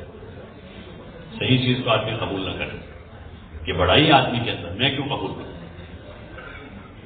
اس لیے ہم اپنے مذاکروں کا محاسبہ کریں گے اور آپس میں اس کے تعلیم و تعلم کا رواج قائم کریں گے کہ بھئی گشت میں کیا بات ہونی چاہیے. گشت کے بعد ہم مذاکرہ کر رہے ہیں تو کیا بات. تبلیغ میں فلسفے نہیں ہے، فضائل. ہر چیز کے منہ بھر کے فضائل ہی بولنے. جیسے تاجر آدمی فلسفے نہیں سمجھاتا، وہ فائدے بتاتا ہے۔ تاجر جو ہے نا سیدھی سے زبان میں آنے والے گاہک کا چہرہ پڑھ لیتا ہے کہ کون سی زبان سمجھے گا، اور پھر اس کو فائدہ اس کی زبان میں بتائے گا کہ یہ فائدہ اس کا ہے، اور اتنا فائدہ بتا دے گا کہ سامنے والے آدمی کو ضرورت نہیں پھر بھی لے کے جاتا ہے۔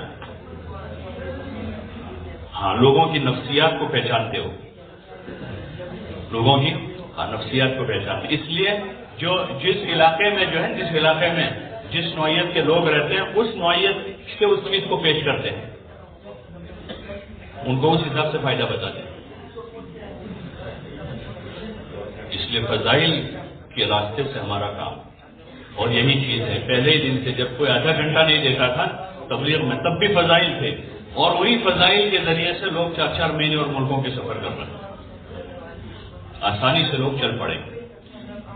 لیکن یہ ہے کہ روزانہ لوگوں کے پاس جایا جائے، ہماری مسجد کی جماعت کی سطح سے ہمارے کام کا نظام بنے، مسجد کی جماعت کی سطح سے، اور ہر مسجد وار جماعت، اگر 2 آدمی بھی فعال ہو رہے ہیں تو یہ 2 آدمی ہوتا ہے ویسے شکایت باکس رکھتے ہیں، نوٹس بورڈ لگاتے ہیں، سب کرتے ہیں نا اداروں میں سے، تو تبلیغ میں شکایت کا کوئی بورڈ ہی نہیں ہے یہاں کہ جہاں شکایت دیکھی جائے، یہاں تو فضائل، اور شکایت کا موقع ہے تو کہاں شکایت کریں؟ رات کی تنہائیوں میں اللہ سے آدمی کہے کہ اللہ ہمارا یہ مسئلہ ہے، ہمارے ساتھیوں کو تو سمجھا دے، ساتھیوں کا دل تیرے ہاتھ میں، ساتھیوں کا دل کس کے ہاتھ میں؟ اللہ کے ہاتھ میں۔ اور جو کہاں سے وہ مسئلہ حل ہوگا تبھی حل ہوگا، تو اس لیے ہم کیوں کام کا پریشان ہوں؟ اور سب کی اصلاح کرنے کی ذمہ داری بھی اللہ نے ہمیں نہیں دی ہے، دی ہم کو ذمہ داری کہ ہم کو سب کی اصلاح کی ذمہ داری بھی نہیں دی کہ ہم سب کی اصلاح کریں۔ اصلاح تو اللہ کرتا ہے، کون کرتا ہے؟ ہم کو کام کرنے کو کہا کہ ہم کام کریں۔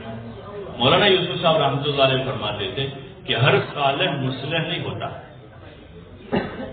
ہر صالح یعنی ایک آدمی خود تو بہت دیندار ہے، بہت نیک ہے، نماز پڑھتا ہے، روزے رکھتا ہے، ذکر کرتا ہے، دعا مانگتا ہے، صالح، لیکن اس کے اندر اصلاح کی صلاحیت نہیں ہے۔ جیسے ہر تندرست ڈاکٹر ہوتا ہے، بستی میں 50 تندرست ہے لیکن سب ڈاکٹر ہوتے ہیں، کچھ لوگوں میں کوئی 1-2 ڈاکٹر ہوتے ہیں، 5-10 ڈاکٹر ہوتے ہیں جو علاج کرتے ہیں لوگوں کا۔ ہمارا تو کام ہے خود اپنی اصلاح کرنے کا اور دوسروں کے لیے خیر خواہی کرنے کا، اصلاح نفوسنا والنصیحۃ لاخواننا، کہ اپنی اصلاح اور اپنے بھائیوں کو نصیحت، اور نصیحت کا کیا طریقہ ہے؟ نصیحت کا کیا طریقہ؟ خیر خواہی کے ساتھ نصیحت، جو مومن کی صفت ہے کہ مومن خیر خواہ ہوتا ہے، خیر خواہی کے ساتھ، جیسے آدمی اپنے بچوں کے لیے خیر خواہ ہوتا ہے، اپنی اولاد کے حق میں خیر خواہ ہوتا ہے، تو ان کے عیوب کو آدمی فاش نہیں کرتا، ان کے بلکہ پردہ ہی ڈالتا ہے۔ ایک آدمی آیا بھائی تمہارا بچہ فلاں جگہ، نانا اپنا چھوکرو تو گھر جاتا ہوں انہیں جو پھر دوسرا کیا نہ مارو چھوکرو ہوئے تھا، میرا بیٹا نہیں ہو سکتا ہو۔ 10 آدمی اس کو پتا نہیں لیکن پھر بھی مانے گا نہیں، کیونکہ بچے کا راز فاش ہو رہا ہے۔ ایسے ہر ایمان والا جو ہے نا، ہر ایمان والا، جیسے ہمارا اس لڑکے کے ساتھ اولاد کا تعلق ہے، ایسے ہر مومن کا اللہ کے ساتھ بندہ ہونے کا تعلق ہے، اور ہر ایمان والے کا حضور کے ساتھ امتی ہونے کا تعلق ہے۔ جیسے حضور صلی اللہ علیہ وسلم اور آپ کے گھرانے کی ہم عزت کرتے ہیں، آپ کے گھرانے اہل بیت کی اس وجہ سے عزت کرتے ہیں کہ ان کا تعلق حضور صلی اللہ علیہ وسلم کے ساتھ، جو آپ کے گھرانے کے لوگ ہیں ان سے محبت کرتے ہیں، وہ ایک بڑی نسبت ہے، بہت زیادہ محبت، اور وہ ہمارے ایمان کا حصہ ہے۔ ایسے ہی ہر ایمان والے کا حضور صلی اللہ علیہ وسلم کے ساتھ امتی ہونے کا تعلق ہے، وہ تعلق بڑا ہے، اہل بیت ہونے کا بہت بڑا تعلق۔ ایک ادنا تعلق یہ بھی ہے امتی ہونے کا، تو ہم امتی ہونے کے تعلق سے ایک ایک کی عزت کریں گے، کسی کا راز فاش نہیں کریں گے، کسی کی غیبت نہیں کر سکتے، اور نصیحت میں ہم کسی کا ٹھٹھا نہیں کر سکتے، اس لیے خیر خواہی کے ساتھ کام ہونا، سب کے ساتھ، اپنوں کے ساتھ، پرایوں کے ساتھ، دوستوں کے ساتھ، دشمنوں کے ساتھ، جو محبت کرتے ان کے ساتھ بھی، جو محبت نہیں کرتے ان کے لیے بھی ہمارا دل میلا نہیں ہوگا۔ جو ہم سے محبت نہیں کرتے ان سے بھی دل میلا نہیں ہوگا۔ پیچھے جائے کہ ہمارا دل ان سے میلا ہو جن کے ساتھ ہم کام کرتے ہیں۔ جو محبت نہیں کرتے ہیں، دور رہتے ہیں، بھاگتے ہیں، ان سے بھی ہمارا تو دل میلا نہیں ہوگا۔ تو پھر کیسے اس کی گنجائش ہو سکتی ہے کہ جن کے ساتھ ہم کام کرتے ہیں، جو ہمارے ساتھ مل کر کام کرتے ہیں، ان کے لیے دل میلا ہو جائے، سوائے نفسانیت کے اور کوئی چیز نہیں۔ اگر ایسا ہو اور کوئی چیز نہیں، اس لیے محاسبہ کی ضرورت ہے، دل کی صفائی کے ساتھ۔ اور کسی سے ہمیں کوئی شکایت نہیں، کسی سے ہمیں کوئی شکایت نہیں۔ حضور صلی اللہ علیہ وسلم نے اپنی شکایت کس سے کی؟ اشکو ضعف قوتی وقلت حیلتی وہوانی علی الناس آخر۔ اور اتنا سارا آپ نے تو اتنی مشقت اٹھائی، محنت کی، انہوں نے برا سلوک کیا، اور آپ کیا کہہ رہے ہیں کہ اللہ اگر تو مجھ سے ناراض ہے، اگر تو ناراض ہے تو میں جب تک تجھے راضی نہ کروں وہاں تک چین سے نہیں بیٹھوں، اور اگر تو مجھ سے راضی ہے تو پھر مجھے کوئی پرواہ نہیں۔ یہ اسوہ ہے ہمارے لیے، اس میں ہمارے لیے اسوہ ہے کہ سامنے والوں نے ایذا پہنچائی، تکلیف پہنچائی، اتنی خطرناک تکلیف پہنچائی، لیکن آپ صلی اللہ علیہ وسلم کہا کہ اللہ میں تجھ سے اپنی کمزوری کی شکایت کرتا ہوں، اپنے ہیلے کی کمی کی شکایت تجھے سے کرتا ہوں۔ تو یہ کام تو کہ آدمی دوڑ دھوپ کر کے، چل پھر کر، محنت کر کے، مشقت اٹھا کر، اب آدمی جو ہے بالکل ٹوٹا ہوا دل ہے، اللہ کے پاس آ کر روئے، رونے دھونے کا کام ہے کہ دن میں مخلوق کے سامنے خوشامد کریں، وہاں آدمی ہاتھ جوڑے، پیر پڑ جاوے۔ یہ اسلوب ہے تبلیغ کا، اسلوب ہے نا، جیسا میں نے عرض کیا تجارت کا اسلوب ہے، اسی اسلوب سے وہ چلتی ہے، اور ایک مزاج ہے اس کا۔ تبلیغ کا اسلوب کیا ہے کہ متواضعانہ انداز میں لوگوں کی خوشامد کرنا، اور پھر اللہ کے سامنے آ کر رونا، اور کسی کی کوئی شکایت کسی سے نہیں، کسی کی شکایت نہیں، کہ صرف اللہ ہی سے ہم شکایت کریں، تو پھر قلوب متوجہ ہوں گے، لوگ متوجہ ہوں گے، لوگ آئیں گے، پھر قریب ہوں گے، اور ہمارے اندر بھی کمال پیدا ہوگا، ہمارا عبادت کا ذوق بڑھے گا، دنیا کی محبت کم ہوگی، خواہشات کی محبت کم ہو جائے گی، پھر زندگی سادگی کی طرف آئے گی، زندگی، ہاں یہ نتیجہ ہے، زندگی سادگی کی طرف آئے گی، فکر آخرت بڑھے گی، عملوں کا شوق پیدا ہوگا، ہر قسم کی نیکیوں میں آدمی رغبت کرے گا، نماز میں، روزے میں، ذکر میں، عبادت میں، تلاوت میں، صدقہ خیرات میں، اور سارے نیکی والوں سے محبت پیدا ہوگی، سارے نیکی والوں سے محبت پیدا ہوگی۔ یہ اصل خاصہ ہے، جتنے قسم کی نیکیاں ہو رہی ہیں دنیا میں، سارے نیکی والوں سے آدمی کو محبت پیدا ہوگی، ذکر والوں سے بھی محبت ہوگی، اور علم والوں سے بھی محبت ہوگی، اور خدمت والوں سے بھی محبت ہوگی، آدمی ان کی بھی قدر کرے گا کہ نیکیوں کی محبت پیدا ہوئی، مطلق نیکیوں کی محبت ہے۔ جیسے مال کی محبت پیدا ہوتی ہے تو مال کسی بھی صورت میں ہو، زمین کی صورت میں ہو، دکان کی صورت میں ہو، ہوائی جہاز کی شکل میں ہو، مکان کی شکل میں ہو، تو ایسے نیکی سے محبت ہوئی ہے، تو وہ نیکی ذکر کی ہو، تلاوت کی ہو، عبادت کی ہو، علم کی ہو، صدقہ خیرات کی ہو، خدمت کی ہو، نیکی ہے۔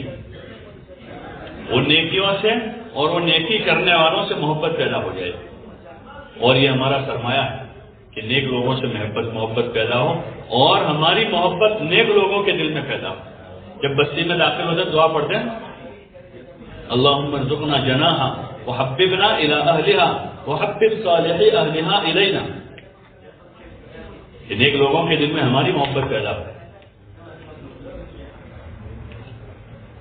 اور ہر نیکی والوں کی محبت ہمارے دل میں پیدا ہو جائے، پھر کوئی مسئلہ نہیں، اور کام بہت آسان، جیسے پٹری پر ٹرین چلتی ہے ایسے کام چلے گا تیزی کے ساتھ، اور لوگوں کو فائدہ ہوگا۔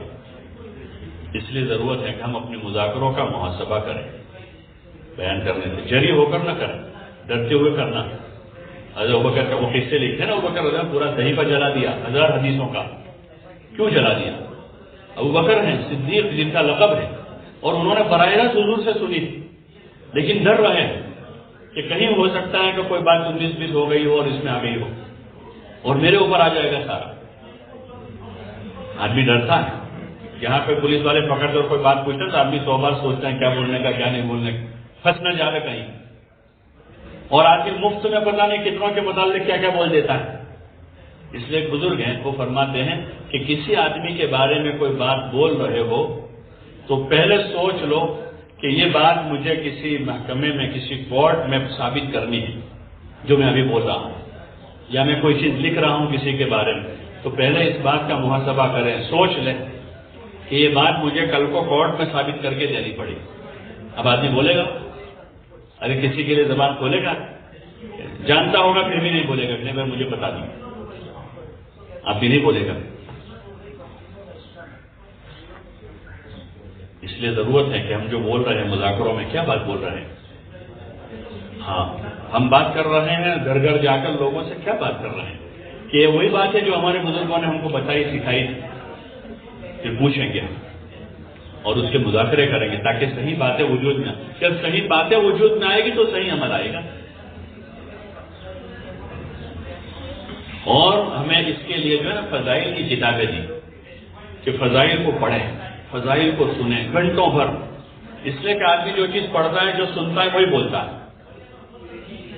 یہ انسانی فطرت, جو چیز بولتا ہے, جو چیز پڑھتا ہے, جو چیز سنتا ہے وہ بولتا ہے.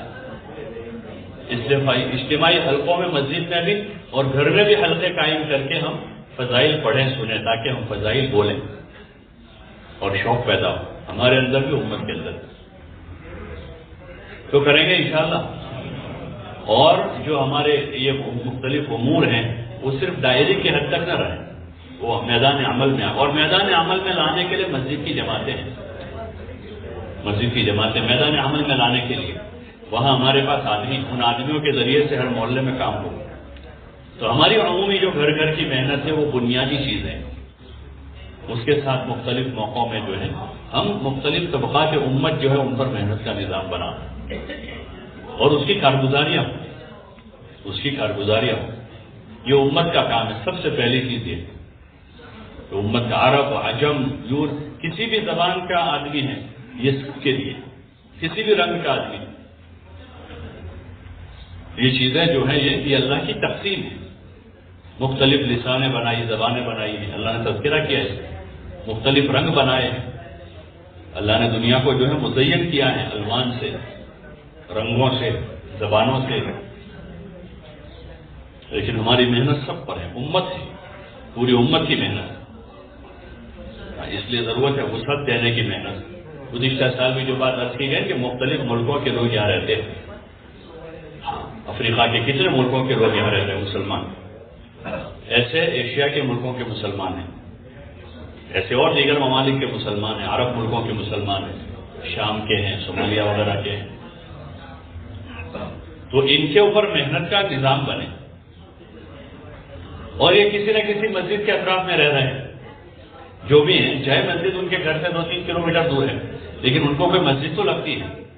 تقسیم اگر ہماری اس طرح ہو جائے کہ ہر مسجد کا ایریا طے ہو جائے, بھائی جہاں قریب مسجدیں دور ہیں تو بھئی یہ مسجد کا ایریا چاہے 2 کلومیٹر تک, تو اس مسجد اور جماعت کو ہم مکلف کریں ترغیب کے راستے سے.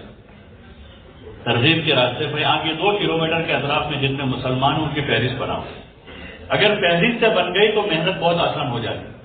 مولانا کل فرمانا کہ وہاں جو بھی کام کرنا ہوتا ہے اس کی فہرست بنواتے ہیں. جیسے اسٹوڈنٹ میں محنت کر رہے ہیں تو اسٹوڈنٹ کی فہرست بنواتے ہیں, ہر مسجد اور جماعت کو کہتے ہیں. تو 2 دن میں 4 دن میں پورے صوبے کی فہرست آ جائے. پورے صوبے کی تقریباً 5000 مسجدیں ہیں. اب ایک ضلع ہے اس کی 200 مسجدیں, اس ضلع میں 10 حلقے ہیں تو ایک حلقے میں 15 مسجدیں ہیں, اور ایک مسجد میں 15 آدمی کام کرنے والے, 10 آدمی کام کرنے والے. تو اپنے مسجد کے اطراف کے 10ویں والے کتنے گیا ان کے ناموں کے ساتھ, ان کے موبائل نمبر کے ساتھ وہ فہرست بنا لیتے. 11ویں میں اتنے ہیں, 12ویں میں اتنے ہیں, کالج میں اتنے ہیں, یونیورسٹی میں اتنے ہیں, میڈیکل میں اتنے ہیں, اور CA اتنے کر رہے ہیں, MBA اتنے کر رہے ہیں, MBBS اتنے کر رہے ہیں, پوری فہرست تفصیل کے ساتھ آتی. اور پھر ان پر محنت شروع ہوتی ہے تو وہ ان کو گھر گھر جا کر ان سے ملاقاتیں کرتے ہیں.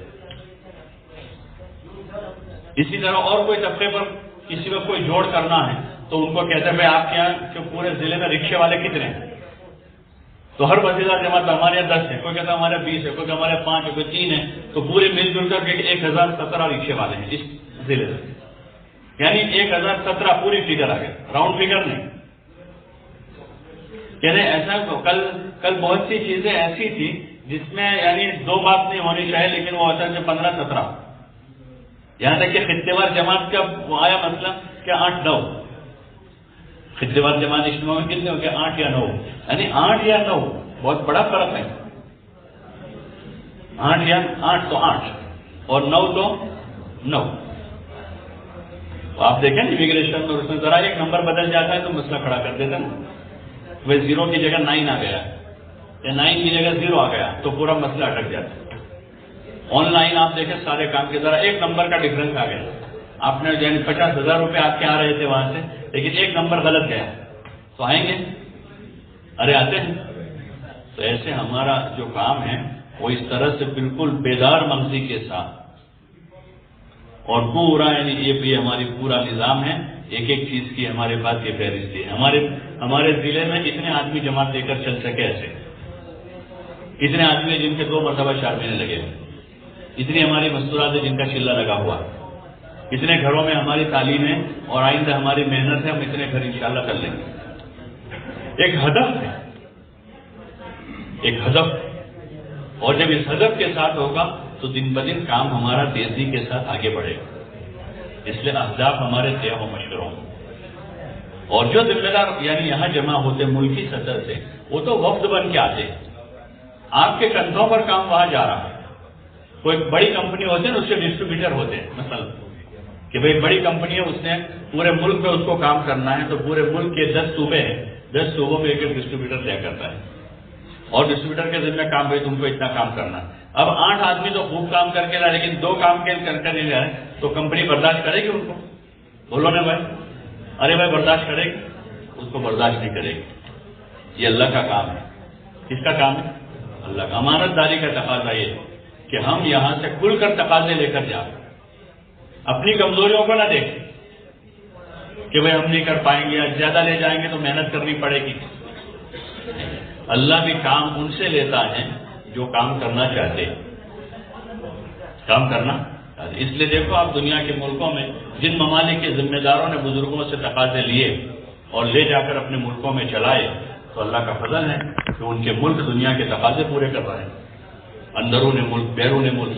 اور جن ملکوں کے ذمہ دار خود کمزور پڑے، انہوں نے ہمت نہیں کی، تو باوجود ہے کہ ان کے ملکوں میں صلاحیت تھی لوگوں میں، لیکن وہ صلاحیتیں استعمال نہیں ہوئی اور انہوں نے جو ہے ان کو کام کو صحیح رخ نہیں دیا، تو پھر اللہ پاک نے ان کو برداشت نہیں کیا، ان کو مہلت دی، ان کو موقع دیا کہ بھئی وہ کام کریں. اس لیے امانت داری بہت بڑی چیز ہے. امانت داری اور ذمہ داری کا احساس، گھبراوے نہیں، تقاضوں کو لیں اور لے جا کر دیں. اور کسی چیز میں اگر ہمارا کام نہیں ہو رہا ہے تو جہاں ہو رہا ہے ان سے ہم سیکھیں. بھائی کوئی کام ہے ہمارے حلقے میں قابو میں نہیں آ رہا، مثال کہ بھائی گھر گھر کی ملاقاتوں کا نظام ہے، ہمارے یہاں قابو میں نہیں آیا، 1 مرتبہ 2 مرتبہ 10 بار ہم نے، تو ہم جہاں قابو میں ہیں ان سے کہیں کہ بھئی آپ ہم کو طریقہ بتاؤ کہ آپ نے کیسے کیا. دنیا کے کاموں کے بارے میں ایسا ہی کرتے رہو.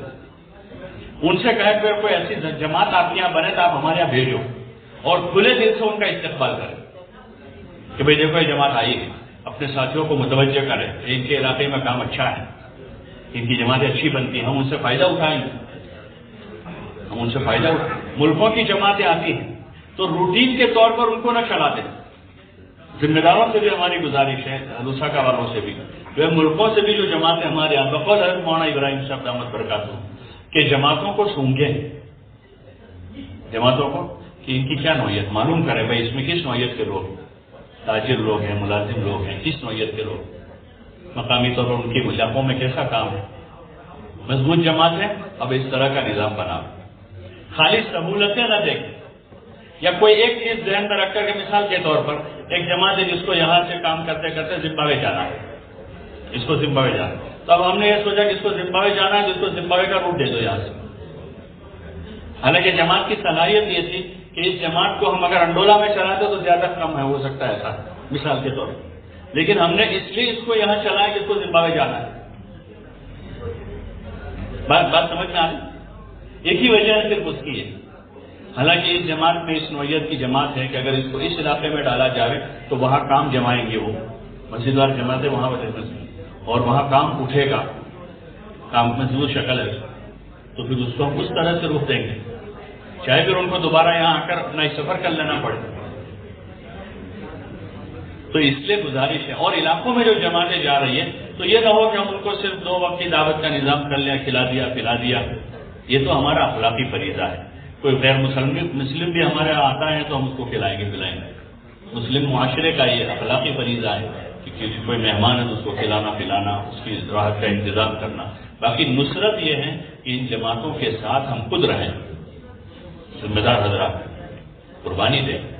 جب ذمہ دار دیں گے تو پھر نیچے کی سطح کے ساتھی بھی آئیں گے، پھر ان کی بھی ترتیبیں بنا. یہ نہیں کہ بھائی 4 مہینے تو 4 مہینے آپ ہی رہیں گے ساتھ میں، بلکہ ہم آدمی تیار کریں. ابتدا میں آپ مثلا 3-4 دن ساتھ میں رہے اور رہتے رہتے آپ نے جماعت کو سمجھایا، مقامی اور ساتھیوں کو متوجہ کیا، پھر نصرت کا نظام بنایا کہ ان کے ساتھ ہر وقت 2 ساتھی رہے، 10 دن کے لیے، 15 دن کے لیے، 4 دن کے لیے، 2 دن کے لیے نصرت میں ان کے ساتھ لگا، تاکہ زبان کا جو مسئلہ ہے کہ مقامی لوگوں میں کام کرنے کے لیے جماعت کو ترجمانی کی ضرورت پڑتی ہے تو مقامی لوگوں میں اچھا کام ہو جائے، مقامی حالات سے واقف ہیں. نصرت کے ساتھی بھی صرف خدمت کے لیے نہ رہے. بعض مرتبہ جو ساتھی 2 آدمی ان کے ساتھ جڑتے ہیں ان کا ذہن ہر وقت خدمت کا ہی ہوتا ہے، تو وہ جماعت تو ہوتی ہے اپنا نظام کرنے والی، لیکن وہ ان کو ہر وقت خدمت میں لگائے رہتے. تو صرف خدمت ضرور کرنی ہے، لیکن وہ صرف خدمت کے ذہن سے ساتھ میں نہ ہو کہ وہ 24 گھنٹے خدمت کا تو کوئی بھی کام اس کے لیے تیار ہے، لیکن ان کو ملاقاتوں میں لے جانا ہے، گشتوں میں پھرانا ہے. تو جماعت تقاضا بھی کرتے ہو کیا کہ رکھنے ہمارے قابو میں نہیں آئے گا، یہ تمہارے قابو میں آتا ہے، تو وہ تو اور زیادہ کمزور کر دیتے ہوں. یہ 2 آدمی مقامی ساتھ میں جڑے ہیں لیکن ان کا ذہن صرف خدمت کا ہے، تو وہ جماعت کو خوب راحت پہنچاتے ہیں، کھلاتے ہیں پلاتے ہیں، دور دراز سے کھانا پکا کے لاتے ہیں. لیکن جب کام کی، ملاقاتوں کی، گشتوں کی، نقد جماعتوں کی بات آتی ہے تو وہی 2 آدمی جو ہے ان کو کمزور کر دیتے. بلکہ کام کی فکر رکھنے والے کہ ملاقاتوں میں اس کو استعمال کرنے کی شکل بناوے، نقد جماعتیں بنانے کی شکل بناوے، پرانے ذمہ داروں سے ملاقاتیں کرنے کی شکل بناوے، خواص اور خصوصی ملاقاتوں کا نظام کہ دیکھو ابھی صاحب اس مسجد میں جو ہے نا 4 آدمی خواص قسم کے ہیں، ان کی ملاقات کا نظام کرنے کا عقل ہے. اگلے دن کے یہ تقاضے ہیں. یہاں ہمارے 4 پرانے ساتھی ہیں جو بیمار ہیں، معذور ہو گئے، ان سے ملاقات کرنی ہے. فلاں جگہ ایک دکان ہے جو ہمارے پرانے ساتھی مرحوم ہو چکے، ان کے 2 بچے وہاں ہوتے ہیں، ان سے جا کر ملنا ہے. ہمارے اس علاقے میں فلاں جگہ ایک مدرسہ ہے، وہاں خصوصی ملاقات کے لیے مدرسے کے علماء کے پاس جانا ہے. وہ تقاضے ان کو دے اور استعمال کی شکلیں بنا، کیونکہ مقام پر ہیں، یہ یہاں کے اونچ نیچ سے واقف ہیں، اس لیے اس کا نظام کرے. اور جتنا دیکھو یہ راستہ ایسا ہے کہ جتنا لگائیں گے اتنا اضافہ ہوگا. اس سے نہ گھبرائیں کہ ہمارے پاس عملہ نہیں ہے، ہمارے پاس ساتھی نہیں ہے. ہم پیچھے 40 سال پیچھے جا رہے ہیں. 40 سال پیچھے جا کر ہم جب دیکھیں گے کہ جو کام کرنے والے تھے وہ اکیلے تھے. جب جماعت آتی تھی وہ 40 دن فارغ ہو جاتے تھے بیچارے کہ بھائی جماعت آئی ہے، سال بھر میں ایک جماعت ہمارے پاس، پتہ نہیں پھر کب آئے گی. وہ فارغ ہو کر ان کے ساتھ لگ جاتے کیونکہ نصرت والے کوئی اور ہوتے نہیں. اس لیے ملکی سطح پر جو ہے نصرت کا نظام مضبوط ہو، چاہے اس میں باہر کی بیرونی جماعتیں ہوں یا ہماری اندرونی جماعتیں ہوں. اور وہ جماعتیں چاہے ایشین بھائیوں کی ہو یا افریقن ہو، اس کو ہم جماعت ہی کی نظر سے دیکھیں، فرق نہ کریں کہ ایشین یا افریقن، بلکہ یہ نظر سے ضرور دیکھیں کہ یہ جماعت کمزور ہے مضبوط ہے. مضبوط جماعت ہے تو اس سے فائدہ اٹھانے کی کوشش کریں، اور کمزور جماعت ہے تو اس کو فائدہ پہنچانے کی کوشش کریں. یہ نصرت ہے کہ مضبوط ہے تو ہم فائدہ اٹھائیں گے، ان سے ہم کام سیکھیں گے، ان سے نقد جماعتیں بنوائیں گے، پرانے ذمہ داروں کے پاس ان کو لے کر جائیں گے. اور نئے ساتھی ہیں تو ہم ان کے ساتھ لگ کر ان کو گشت کرنا کیسے کرنا، اعلان کیسے کرنا، تعلیم کیسے کرنی ہے، سیکھنے سکھانے میں، قرآن شریف کے حلقوں میں نماز اور وضو کے سیکھنے سکھانے میں ہم تعاون کی شکل پیدا کریں. تو اس لیے آپ حضرات سے ایک درخواست یہ تھی کہ نصرت کا نظام مضبوط کریں. اور جو مشورے میں جیسے کل رات کی مذاکرہ ہوا کہ یہ جو ملکی مشورہ ہمارا ہے، ملکی مشورہ ہے، اس کے کچھ امور تو طے ہیں. جو سب جگہ کامن ہوتے ہیں تقریباً دنیا بھر میں. جیسے ہر ملک میں، ہر علاقے میں ملکوں کے تقاضے ہوتے ہیں، یعنی بیرون جماعتیں. پہلا ہی امر ہمارا عموماً یہ ہوتا ہے سب جگہ کہ بھائی بیرون ملکوں کے تقاضے، پھر اندرون کے 4 مہینے چلنے کی جماعت، اندرون ملک 4 مہینے چلنے کی جماعت. پھر ہوتا ہے کہ مستورات کا مستقل ہمارا ایک کام کا نظام ہے، مستورات میں کام، تو اس میں پھر مستورات کی 6 روزہ 10 چلنے کی جماعتیں عروج کے اعتبار سے. اور مقامی کام میں ہر گھر میں ان کی تعلیم زندہ ہو، اور مختلف مقامات پر جو ہے فضائل کی تعلیم کے اجتماعی ہفتہ واری حلقے قائم ہو. یہ ہمارا ایک امر ہے. پھر ایسے ہی طبقات میں محنت ہے، اس میں اسٹوڈنٹس ہیں آپ کے یہاں جیسے دیگر ملکوں کے لوگ بچے، تو یہ امور تو آپ کے لکھے ہوئے رہیں اور باری باری یہ امور کا مذاکرہ ہو. باقی جو بہت ساری چیزیں وہ تو ہمیں حلقوں کی سطح پر حل کر لینی. اب تو سب جگہ عملہ بن گیا. جیسے کل بات ایک مثال کے طور پر عرض کر رہا ہوں کہ بھائی ہماری جماعتیں بنی، ان جماعتوں کی نصرت اور اس کے لیے تقاضا ہے. تو پہلے یہ ہوتا تھا جب 4 مہینے کی جماعت بنتی تھی ہمارے ضلع میں، تو وہ اس تقاضے کو ضلع میں لاتے تھے کہ بھائی ہماری 4 مہینے کی جماعتیں اس کی نصرت کر دی. تو ضلع سے 2-4 جماعتیں مہینے سال بھر میں جاتی تھی، تو ان کی نصرت ضلع والے کرتے تھے. اب ہر حلقے سے 5-6 جماعتیں جاتی ہیں، تو پھر انہوں نے وہ تقاضا حلقے والوں کو دے دیا کہ اس وقت ضلع میں مت لاؤ، جماعتوں کی نصرت ہے تو حلقے والے اس کو. تو پہلے ہوتا کہ کون کرے گا، کون جائے گا، اس کے لیے تو ایسے آدمی چاہیے، اس کے لیے تو امیر صاحب جانے چاہتے. لیکن جب وہ تقاضا بڑھائیں تو اس کے لیے تو سب حلقوں میں ایسے آدمی جو کر سکتے ہیں. تو ایسے جو جزوی تقاضے ہیں وہ تو ہم اپنے اپنے علاقائی حلقے کے مشوروں میں اس کو حل کر لیں، تاکہ ہمارے پاس اوپر اور آگے کے کام کی شکلوں کو سوچنے کا موقع رہے یہاں. پھر اس میں کوئی وقتی جیسے اجتماع ہیں تو وہ اجتماع کا تقاضا ہے کہ ہمارا ملکی اجتماع آنے والا ہے اگلے 3 مہینے کے بعد ہمارا جو ہو، اس دوران میں ہمارا ملکی اجتماع ہے. تو ملکی اجتماع کے تقاضے کو لے، اس میں پورا ملک مل کر، تو بھائی پورے ملک میں کیسے محنت کہ بھائی ہمارے پورے ملک میں مثلا 2000 مسجدیں ہیں، تو 2000 مسجدوں تک ہمیں پہنچنا ہے، تو اس کے لیے ہمیں 100-200 جماعتیں چاہیے. تو لساکا والے تقاضا ہے کہ ہم انشاءاللہ 25 جماعتیں ہم نکالیں گے اجتماع سے پہلے. کوئی کہے کہ 10 جماعتیں ہم دیں گے، کوئی 5 جماعتیں ہم دیں گے، 10 جماعتیں ہم. تو اجتماع سے پہلے ایسے تقاضے پیدا کر کے جماعتیں بنائی جائیں. پھر اجتماع آ گیا تو اجتماع سے جماعتیں بنانی ہیں. تو اس نوعیت کے تقاضوں کو جب یہاں لیا جائے گا تو ہمارا کام جو ہے آگے بڑھے گا، اور ہمارا ہر مشورہ جو ہے ہمارے حق میں اور ساتھیوں کے حق میں ترقی کا ذریعہ بنے گا. اور ایک گزارش یہ تھی، جیسے ہمارے ملک کے مختلف حلقے ہیں، 5 حلقے، 6 حلقے، کئی 10 حلقے ہیں، تو سارے حلقوں کی ایک ہی فکر ہو، سارے حلقوں کی، اور سارے حلقے اپنے ملکی ذمہ داروں کی فکر کے ساتھ جڑے ہوئے. اختلاف رائے ہوگی. اختلاف رائے کب نہیں ہوگی؟ چاہے یا تو سب کے سب بے وقوف ہو کہ کوئی اختلاف ہی نہیں ہو، کہ سب بے وقوف ہے کہ کوئی کسی کو جو آگے جو چلا رہا ہے، جہاں لے جا رہا ہے وہی جائیں گے، کہ کسی کو کوئی اختلاف ہی نہیں. باقی جہاں عقل مند بیٹھیں گے ان پہ اختلاف رائے ضرور ہوگی.